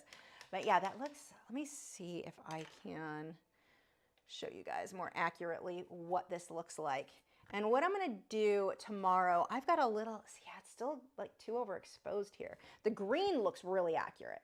The branch is pretty accurate. It's just, this isn't quite picking up right. I don't think it's gonna focus. I think it'll be blurry if I try to do that.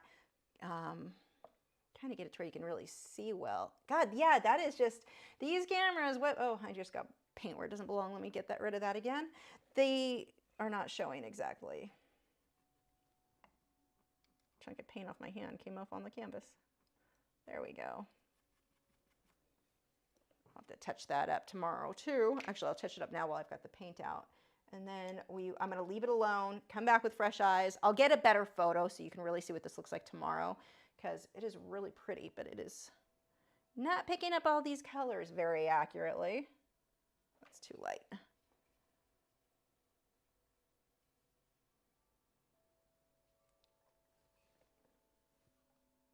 I may even take the airbrush to a few things to soften out. We'll see.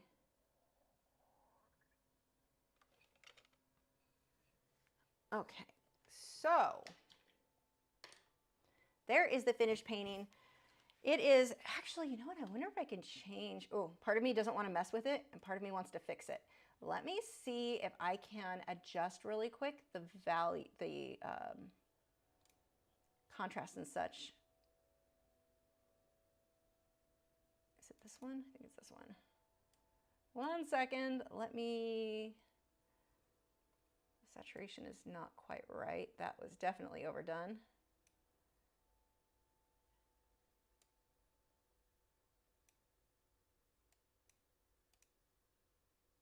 It's a little bit better. And, whoa, that is way too much. Calmed. Oh, there we go. That looks better. That looks much more accurate. Oh my gosh, so much better. Okay, so there is the finished painting, and I probably will do, wow, what a difference. It looks the same now. I'll probably do, like I said, well, not probably, I will definitely do some adjustments later. And then, so things to talk about. We had some topics I wanted to talk about, and then we'll answer your questions. Let me pull that up. Okay, so 5 reasons why some artists just seem to never improve no matter how long they paint. This was kind of inspired today. Not kind of, it was. I don't know why I say kind of. It was inspired. I was looking on Facebook at a group. It's a small art group, and I never post in it. They don't even know I'm in there. But it's a local thing, and this one lady posted her work, and I started looking at her work for years and years and years. It all looks like a 7-year-old did it. And I don't mean in the way of a stylized artist. She thinks she's working in realism. And I'm looking at this going, why isn't she improving her work? And I don't normally say artists are bad. I'm not saying she couldn't be good, but looking at her lack of progression, I'm going to say unless she like reaches out and gets help, takes some lessons, she's not going to get better doing what she's currently doing. Why is that? Why do some people just stay producing kind of terrible art? And I mean, it was it was bad. It looked like somebody's first day as a 7-year-old painting. Like I usually don't even have students bring, like it was really low. That sounds so mean. I try not to be mean with art, but I mean, the reality is it was just terrible. But why isn't she getting better? She has the potential. We all have the potential to be better. And just to be clear, we all start terrible. That's not a bashing of this person. That's very normal. But why do some people stay there? Why do some people stay there and some people just shoot through the roof like it's amazing? And again, I am talking about photorealism or realism. I'm not talking about abstract impressionism, any of that, because that's going to be a bit different. I mean, you can still create bad work with those, but it is a bit different in that. So what are the main reasons? I've got to pull this out. Actually, I have to start that. Oh, I'm going to have to re-record that. Let me restart that intro. I didn't have the right camera up. Nice. I'm not going to be able to edit that down. So I'm going to waste your time and start that intro over. I apologize, guys. I've got to move my cameras around anyway because that is how I screwed that up. I didn't notice it was that way. Okay, 5 reasons why some people don't seem to improve. You will occasionally see artists who their artwork today looks the same as it did 5 years ago, 10 years ago, 6 months, like it all looks the same. There's been no improvement. Why are some people not, they're just not getting better? There are several reasons, and actually let me know in the comments what reasons you've seen where some people didn't improve, because there are a lot of reasons, more than what I'm going to bring up now. So the first reason is that people have a tendency to get caught in this, it's just my style. They dismiss the potential that they actually have, that they could get good. It's not that they don't want their work to look better, it's that they just don't think they can. They get in their own way, in their own head, and they don't try. But they still enjoy painting, and there's nothing wrong with that. Now, I do want to say, some people just want to relax and throw some paint on the canvas and make a mess, and they just enjoy it, and there is nothing wrong with that. What I'm really talking about more are people who are going to art shows, and they're trying to sell it, and they're trying to build a career and improve themselves, you know, try to go somewhere with it. But their work looks like a 7-year-old did it. And again, I'm not talking abstract, because you would say, well, you could say that about, I'm not talking about abstract. I'm talking about realism that is just lacking, where what's in the foreground is at the same level of detail as what's in the background. The color, the values never shift. The colors are the same, like trees in the foreground, trees in the back. Everything's the same except, oh, look, I made it a little smaller. Roads, they'll have a path or a road, and it looks like it just moves up the canvas instead of going off into the distance. So you have these things that are very consistent with what I would call bad art, bad attempt of realism. Why do they keep doing those same mistakes? So one, they dismiss it as, this is just my style. I have seen this so many times, and I usually see it with teenagers when they would come into my class and they would show me their work, and they're like, well, I like abstract. And I'm like, well, first off, that really isn't abstract, it's just bad realism. But you would start to drag out of them, well, is it that you prefer abstract art, or is it that you just feel that realism is too difficult? Every time they said it was because they felt that the realism looked too hard, they didn't know how to do it, and so that's why they do abstract. So when a lot of people limit themselves, it's like you're hobbling yourself for just because you think you can't do something that you absolutely can. Everybody can learn the technique and get better and improve. So that is just the excuse of, it's just my style. I have seen this so many times over the years. Don't limit yourself thinking, it's just my style, this is just how I paint. That's not if you're not improving, that's not why. And again, painting that beginner art that looks like a 7-year-old did, that's not really a style. Like bad realism, I mean, I guess you could call it a style, but it's not a style. That's not what people talk about when they talk about your style. That's just not well done. That's very sloppy, very lazy, just doesn't, no, there's a reason that none of those are selling when somebody is trying to sell them, if that makes sense. So you had that. Low expectations for themselves. This is a huge one. People get this idea that and you hear this all the time, this, your natural talent. You hear natural talent, God-given talent. And I'm Christian, so I'm not saying there's anything wrong with giving credit to God for things. I'm saying I had to put in it doesn't matter if I believe it came from God. I had to put in the time to learn the technique to do what I wanted to do.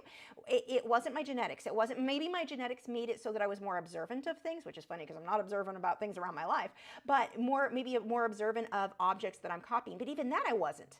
I had to learn to be more observant in order to make my art look more realistic. I had to learn the techniques. This is not something you're born with. This is not something that you're genetically, oh, hold on. Okay, those are the questions. It's not a genetic thing. This is not something you either have or you don't. This is something you work for. This is something you learn. That would be like saying somebody that felt they were called and they wanted to be a doctor, that you're just born that way. You're born being a surgeon. Yeah, that's not how that works. You go and learn the techniques. Art is the same way. If you want to do it, you can learn to do it. You can get as good as you want. Don't let that low expectation for yourself of, oh, this is just as good as I'll ever be. Don't let that hold you back, because it holds a lot of artists back and it doesn't need to.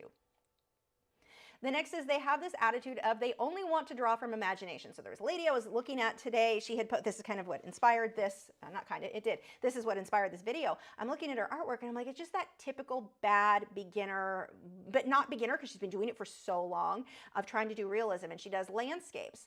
And I'm going somewhere with this story. Stick with me here. So these landscapes are just the detail in the foreground, the back, there's no depth, the perspective is just a nightmare. And I don't mean little things being off. I mean, the whole thing's a nightmare. Actually, it kind of looked like something out of a nightmare. The color she chose, like the red, and it was painful. So, and I normally wouldn't bash someone. Again, I'm just using this as an example. I'm not telling you who it is, so you can't go look it up. So that's not as mean, right? And we've all made bad art in our careers. We all start in the bad spot. So I'm not, again, don't let that discourage you if you're like, oh, that sounds like she's describing mine. That's where we all start. Just don't stay there. So anyway, one of the posts I'm looking through, I'm like, how long has she been painting? It's been a long time. She's doing art shows. She's trying to sell her work, which doesn't sell. Her prints are, anyway, moving on. So it's a thing. So she posted a thing where a really good artist had made a quote, and they're talking about, coming up with that idea that that's the foundation for the rest of the painting, and the creativity there. And it's a great post, great artist, everything was good. She so took it out of context and went on about, I agree with him. My best artwork is when I only use my imagination and no photos at all. That's not what he was talking about, first of all, but I guess that's irrelevant to the story. The point is, people get to where they think if they just use their imagination, it comes out better. You know why they think that? Because they have nothing, they're not comparing it to a photo. They didn't just paint a bird and like there was a cardinal, and I could only tell it was a cardinal because the colors that she used, it had the floof on the head. Otherwise, if it was any other color, it could have been maybe a bird. So some kind of poultry. So they're thinking that, and I'm not just her, this is very common. I'm not trying to pick on one person. It was just like a reminder of something I see so often. When you put their work next to a photo, you're like, oh, it looks nothing like that photo. Then she painted something from her imagination. She didn't have anything next to it to put next to it. So anything next to it to put next to it. Hi, grammar. I'm failing. Anyway, so words are really hard. So she doesn't have anything to compare it to, so she's not realizing how bad it is, I guess. So there's that. This idea of drawing from your imagination makes for a better artist, or your art looks better if it's from imagination. No, your imagination should be your sketch. You come out with your initial design, your creative, like something super unique, putting bubbles on a bird like I'm planning to do here, or maybe we'll see on something. Something's getting bubbles sometime in the near future. But you do that on your sketchbook, and then you go find reference photos of bubbles. You find reference photos of the bird. You find reference photos of the things, multiples ideally, to then look at to add to that creative aspect. That your art isn't better because you didn't look at a reference photo or you didn't look at life. It doesn't even have to be a photo. Go outside and paint something from life, but you want to look at something. If you're trying to make something look realistic, unless there is an exception to this, let's say you've painted 800 flamingos. You probably don't need a reference photo anymore to get it near exact. But even so, the best artists are all using either reference photos or live models. Pick one. Those are how you're going to create. The artists that talk about how, oh, my work's so much better when I just came from my imagination. Cartoons, you could do that with a cartoon. You could do that with, comics. You can do that with other things, but not realism. It's not going, you might make a pretty landscape. I will say that. You could do pretty clouds. But again, it's after you've done it a million times and you just know what that looks like. So thinking that you're going to just create amazing work from your imagination and it's going to look realistic or photorealistic, it's just not. That is definitely something like where she's crippling herself, and I know a lot of other artists do, because they feel like to be a better artist, you don't use a reference photo. Total myth. The next is that they surround themselves with nothing but beginner artists. They go to clubs like a lot of, and I saw this a lot because I had joined and did a lot of art shows earlier in my career. Most of the art shows I could get into are for other people who are beginners. I don't have a name for myself. I wasn't established. My art was mediocre. It was better than a lot of what I was seeing, but not the best. Definitely had a ways to go. Hopefully we'll always have a ways to go. We always want to improve. But I was seeing so much beginner stuff. If I walked into a lot of this beginner stuff, I felt like I was hot stuff. Like my stuff looks so much better than that. You didn't have that motivation to improve. If you're looking at other things for beginners, one, no motivation to improve because you think yours looks better than that. A lot of these beginner paintings. The other is you start to accept beginner, bad technique, bad design, bad everything, no values, perspective, just everything just looks normal to you. Now, I'm not saying those art shows are fun. Join them. But don't just do that. Go and be around good art. Go to galleries that will not accept your artwork and look at how the difference between that artwork and yours. Use that to inspire yourself, not to compare yourself and go, oh, mine's never going to be that good. Mine's so terrible. No. Go and look at it as a way to just, this is possible. I could do this too. And it gives you something to reach for, something to work towards, versus sticking with your beginner artist friends or beginner artists in clubs and such. And you're just all kind of patting each other on the back. Oh, yours is great. Yours is perfect. That came out great today. I mean, yeah, be positive, but don't be so positive that you think that's as good as it gets. Don't be so positive about everything that you're again, hobbling yourself. You're limiting your capabilities, what you could be doing. The last is the wrong way to practice. You can keep making the same mistake again and again. And the lady that I keep bringing up, and I keep saying her, but it's not just her. I'm using her because it was one of those things I saw, and it was kind of typical. I've seen that enough times. She's painting a lot. She's practicing, but she's not doing it right. She's not correcting the things that are wrong. Her drawings are terrible. Her buildings are all lopsided. And I don't mean lopsided, like some people will do a stylized thing where it's like curved and it's just this cool fantasy type, like whimsical type building. No, that's not what she's doing. They're just not done well. Nothing's done well. Her trees, it's like she just shoved her hand in the paint and like, bam, done. And it's just this glob of paint. She actually tried correcting herself. She posted one thing and was commenting on, oh, my colors weren't bright enough on this area. I'll put the paint on thicker next time. And I'm like, oh, that's not even going to solve the problem. I don't say anything if somebody doesn't ask my opinion, except apparently now. But she's focused on the wrong thing. She's not even looking at, I just fluffed up my hair. She's not looking at what her actual issues, why her work isn't improving. It's not accurate. Let's start with the drawing. Let's pick a landscape and trace it 10 times. By the 12th time, 10th time, no, 11th time, I'm bad at math. Numbers are hard, like words.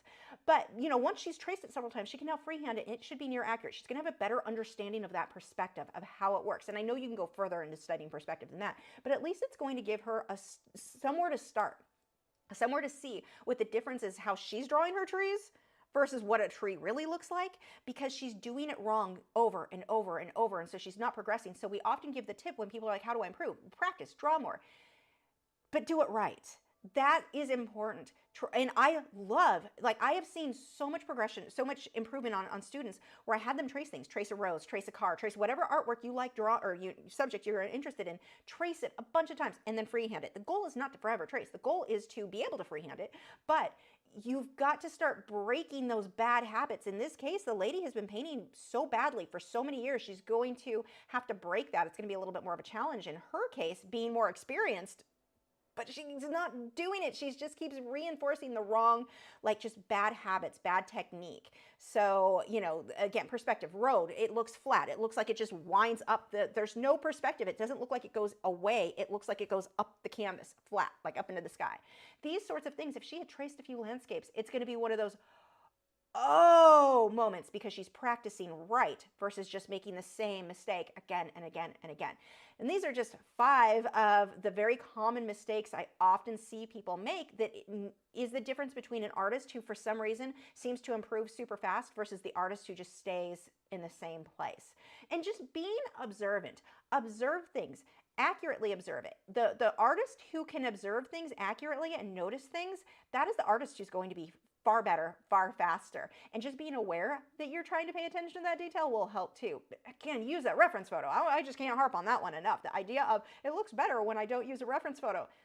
Yeah, because you can't compare it with what it should look like. Like there's a reason that you think it looks better. But the average person comes and looks at it, it doesn't look better. That's at all.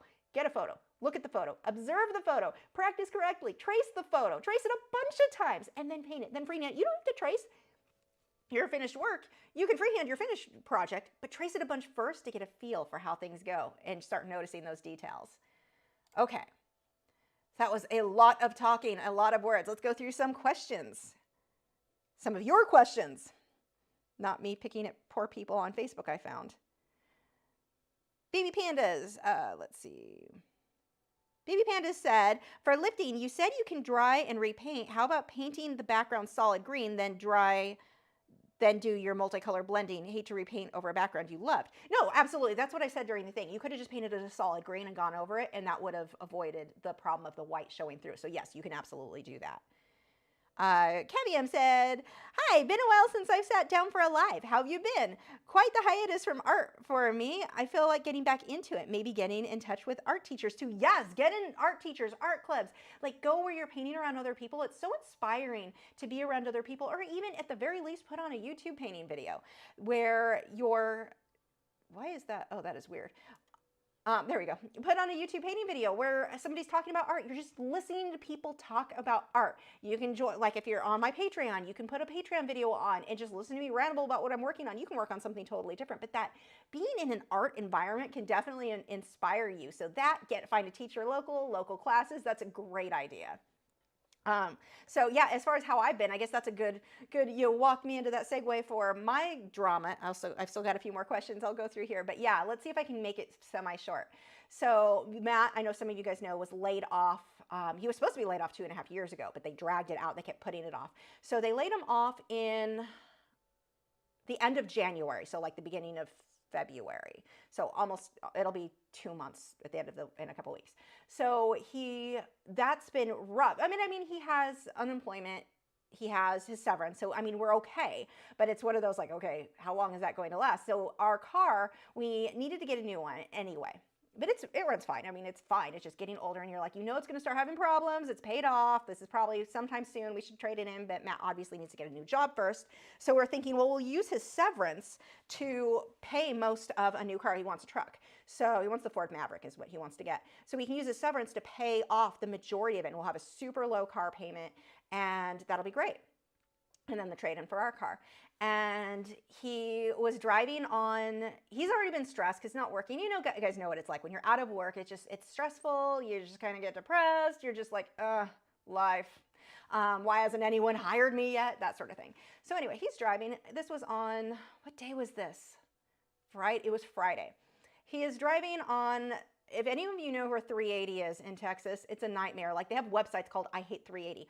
Everyone's insurance in this area went up because there's so many car accidents on 380. It's a freaking nightmare. And let me tell you, Texans do not know how to drive.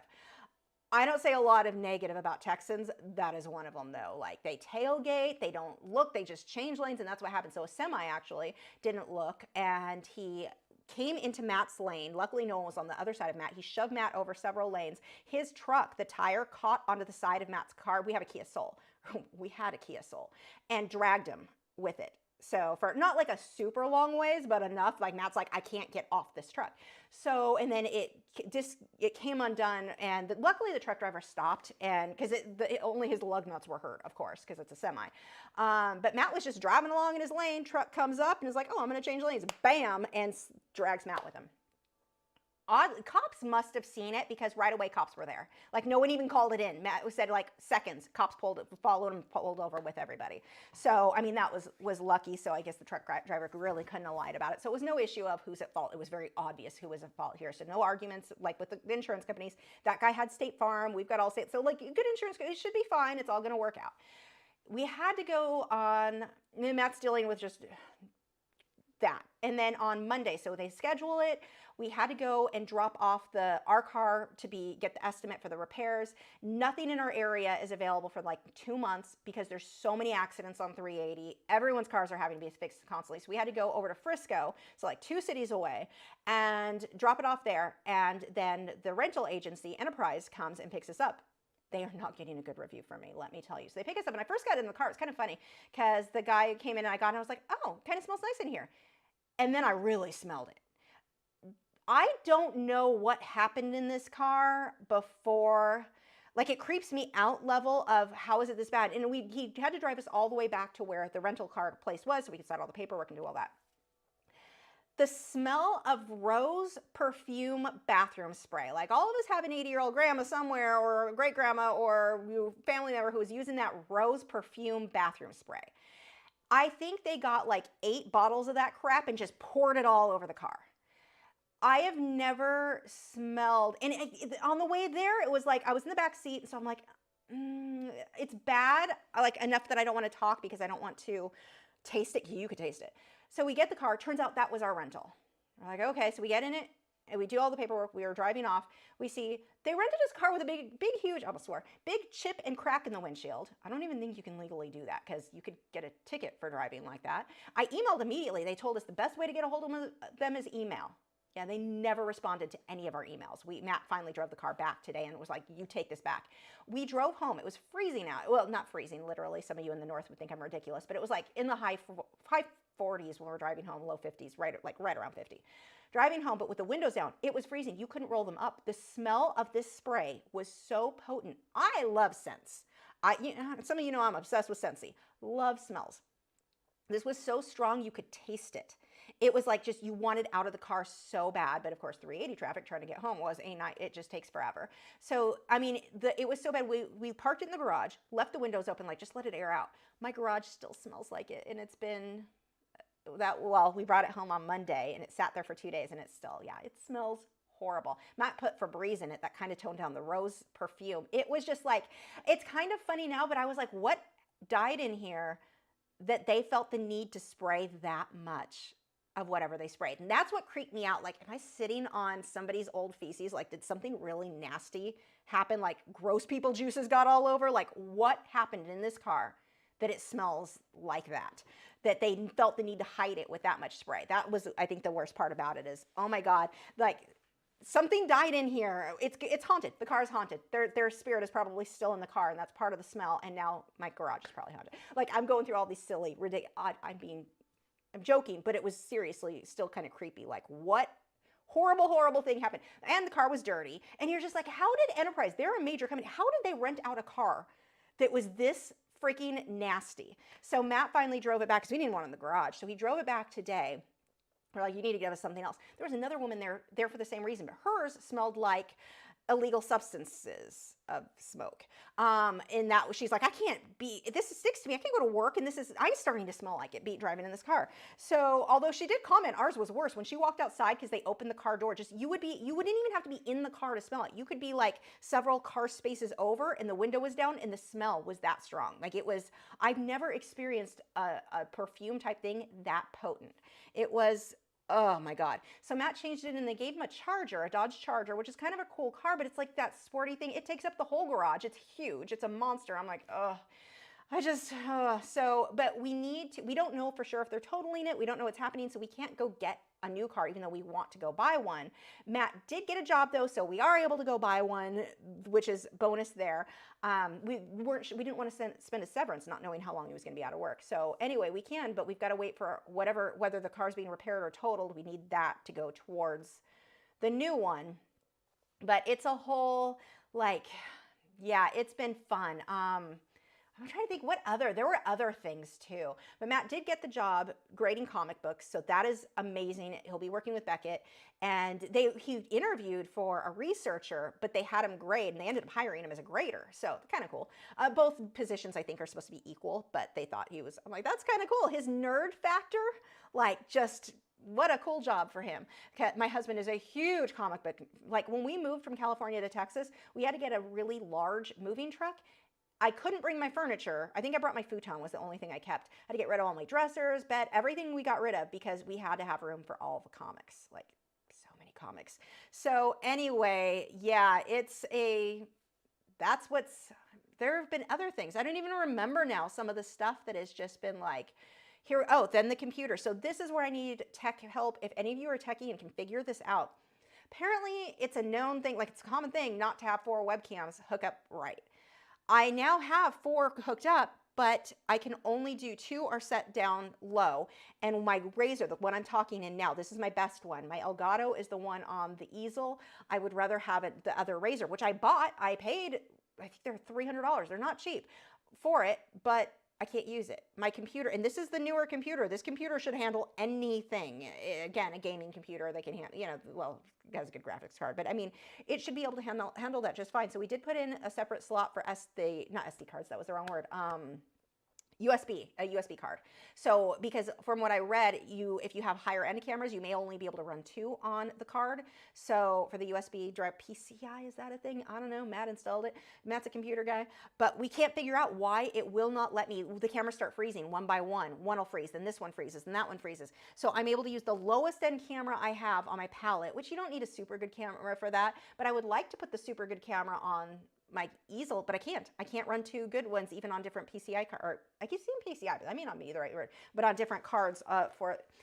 Yeah, it's been fun. That has been a challenge. I don't know why it's not working. And it's a common problem. 4 cameras, just anything over 3, people have problems. And that was upgrading was supposed to fix it, and it didn't. So, I mean, I guess it's a little bit better. I was able to run the crappy one on the palette, but that is what is happening there. So yeah, it's been frustrating because we're trying to deal with the car. We're trying to deal with setting up this computer, which was over 2 days. I spent Saturday and Sunday, but I had to paint Sunday night to get that painting done, which I will have to go find. Actually, maybe it's not in here. Maybe I'll have to wait, but I'll post the photo of it when it's done then on Instagram. But yeah, it has been like trying to get stuff done. And seriously, I didn't even have a full half hour, I don't think. No, maybe I did. Maybe it was at 7:24. I lied. It was 7:24, so I had a little over half hour when I realized none of my audio was set up for the live stream and nothing was connected. It was just, yes, it has been just one of those times. Okay, let's go ahead and go back down to questions. Pamela said, have you ever tried Ceril transfer paper? It comes in different colors. I have not. I'm no help. Brittany said, do you have any advice for me as a recent college grad when it comes to starting out in the art field, especially when you are doing art on the computer? It's like digital art. Social media. I just am it's frustrating because it used to be better and easier to find people and reach people and build a fan base with social media. Now it's very, very difficult unless you have the money to pay for ads. Most artists do not. I don't. And I'm a professional artist. I don't have the money to pay for ads. So it is hard to get that reach. Fingers crossed Facebook fails and something like MeWe can take over, because MeWe is an awesome platform and you're not dealing with an algorithm. The algorithms are a challenge. But even so, social media, Instagram, a lot of people are using Twitch not Twitch, what's the other one? My brain shit, TikTok. YouTube, here, anywhere to get your work in front of people, that is a huge thing. Teaching is great because it can give you a little bit more of a solid, especially if you're a college grad, you have more options on where you can teach. But teaching is a really good way to have a stable income, still be working in art, still doing something that you love, whether it be online courses, in-person courses, that's a good way to go. Selling prints of your work, doing art shows, selling prints of your work. If you're doing digital art, obviously you're going to be doing prints, but something, especially if you're able to create something that's kind of unique unique that other artists that are at the shows, yours just stand out because they're so different from theirs. Not just quality wise, like obviously you want them to be good, but also just the idea, the concept is so unique that people are like, I want that. So those are a few ideas that you can get into. Get a regular 9-to-5 job, because you don't, building your career as an artist is not an overnight, I graduated, now I'm an artist, unless you can get in teaching somewhere right away. You're going to want some kind of any job that pays so that you're not stressing about money while you're building that business. And that's going to be true no matter what business you're building. You're not just going to jump in, you've got to have something else to take that stress away. Because trust me, art is no fun when you're so stressed out of, is this going to sell? I need money. I need to do anything I can get done to get money. So make it a little easier on yourself and get another job as well. Okay, a couple more questions. Starving Artist said, I struggle a lot with painting. Very start, stop, confusion, try again. Is your confidence just long experience and or advanced planning? Good question. Experience. I have failed at so many things and things just didn't go right. I know right away how to fix it. Like the bird we did tonight. I was hoping to get that background done in one layer just to make it go faster. Sometimes I can get it done in one layer. It depends on the colors, how transparent, how fast they dry. My timing was just off tonight for wet into wet blending and it didn't work out. But I knew that that's a possibility going in because I've done it so many times and I knew how to quickly fix it. So there was no stress involved there. So that's kind of a good example. But yeah, that is definitely a thing. And occasionally, this was one of those weekends where I was doing that painting and it just kind of hit me of, this is just not the rose, the colors. I sat in front of the easel too long is what happened. It wasn't coming out right. I just have to stop, take a break. I'll come back this week and finish it up. I'm probably going to redo most of the rows, but just because I'm still not happy with it. So the rest of the painting, I love. It came out. I am in love with it. Actually, hold on. I can pull, oh, we're already late. I'll post it. I'll just have to post it online when I get the finished photo of it. But it's, yeah, it definitely happens. Taking a break, scheduling a break, go for a walk, just a short walk around the block, and then come back to your easel. That will really help, like, clear your head, fresh eyes. You will notice things you did not notice before. So those are some of the things. But yeah, a lot of that is just the experience of, I've had it happen so many times. I already know how to fix it. So a lot of people, and I know you're more experienced, but I know there are a lot of people who are inexperienced and they're so afraid of making a mistake because they don't want to mess up what they did. But the reality is you can fix every mistake. Make all those mistakes earlier on in your career so that you know how to fix it right away. Like your background isn't quite coming out right. I know how to fix it. No big deal. Oh, I smudged paint. I know how to fix that. I made that mistake enough times, like where I get paint on the outside of the bird and I just took a clean wet brush, wiped it off, worked like an eraser. I've done that mistake so many times, it's not even something to worry about. You just fix it real quick. So that does certainly come with experience, and the more you paint and the more mistakes you make. Don't try to be so perfect all the time that you never make a mistake, because then you're always going to be worried because you haven't experienced fixing the mistake. So you always have that in the back of your head. What happens if that happens? Like, example. I used to super be worried about my frogs. You guys know I have red-eye tree frogs. I was so worried about, because I'd read about them, what am I going to do when they get parasites? How am I going to get a vet? How am I going to find a vet that will treat them? Because they're frogs. Who treats frogs? Not a lot, as it turns out. Even the ones who treat them don't know what they're doing. I was so stressed about it until I dealt with it so much early on. Right in the beginning, I had to deal with parasites. And I learned how to do the tests on my own with a microscope. I learned how to treat them on my own. I have no fear of that anymore because I know exactly what to do if it happens again. Did it suck at the time? Absolutely. But now I don't live in the fear of, what do I do if it happens? It's happened. I've been through it. I know how to fix it. And the same with your art. Make those mistakes. Don't be so perfect that you're never messing up, that you don't have the experience to fix the mistake, because you're going to forever, if you've never made the mistake, you're always going to be afraid of, what do I do if that happens? So that is my advice there. Okay. Let's see. Artful Notion says, getting better means changing and challenging yourself. Some artists do not want to. I know a woman who has painted every day for 40 years and never changed. Exactly. That was exactly what I'm talking about too. Some people just aren't getting better. Nothing is changing. Nothing is improving. And it's like, if you're trying to do, especially with realism, you're trying to make it look realistic, but yours doesn't. Like, there's a reason. It's not an inability. Every artist can do it. You just have to change some stuff. You are absolutely right. Lourdes said, have you ever tried charcoal with water? It makes some, yes, I have actually. I've done that on live streams before. It makes some cool effects and really nice with dark areas, though it didn't work when I tried it with General's charcoal, only Faber-Castell. Interesting, because I do it with General's. I've had no problem with that, but I use a water brush just to like clean up edges. It works so good. GP said, even animators and comic artists who do stylized work use lots of reference photos and observed drawings. Fundamentals help all artists. Exactly. Absolutely. My husband's one of those freaks who can draw without it. But then again, if he used a reference photo, it would be even that much better. So yeah. I think, is that everybody? Okay, and congratulations to who won. There we go. Go back. My phone froze.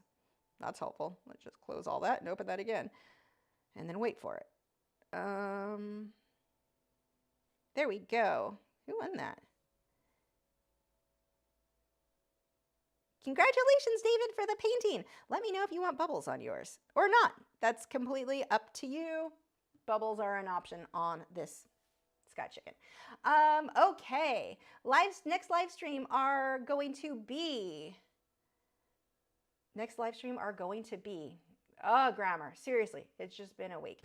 Let's see. That is Wednesday, 8 p.m. Central Time. Hopefully my brain will be functioning by then. I don't have high hopes, though. Until this is all sorted. Who knows? So we've got lots of changes. That was the other thing that changed. We just changed our schedule. So both of us are waking up at 9 in the morning because we both work more nights. Oh, that's been rough. It's been harder on Matt because he normally doesn't wake up till 2 in the afternoon. And that is even hard on him because he's worked nights for so many years. So he's having such a hard time adjusting.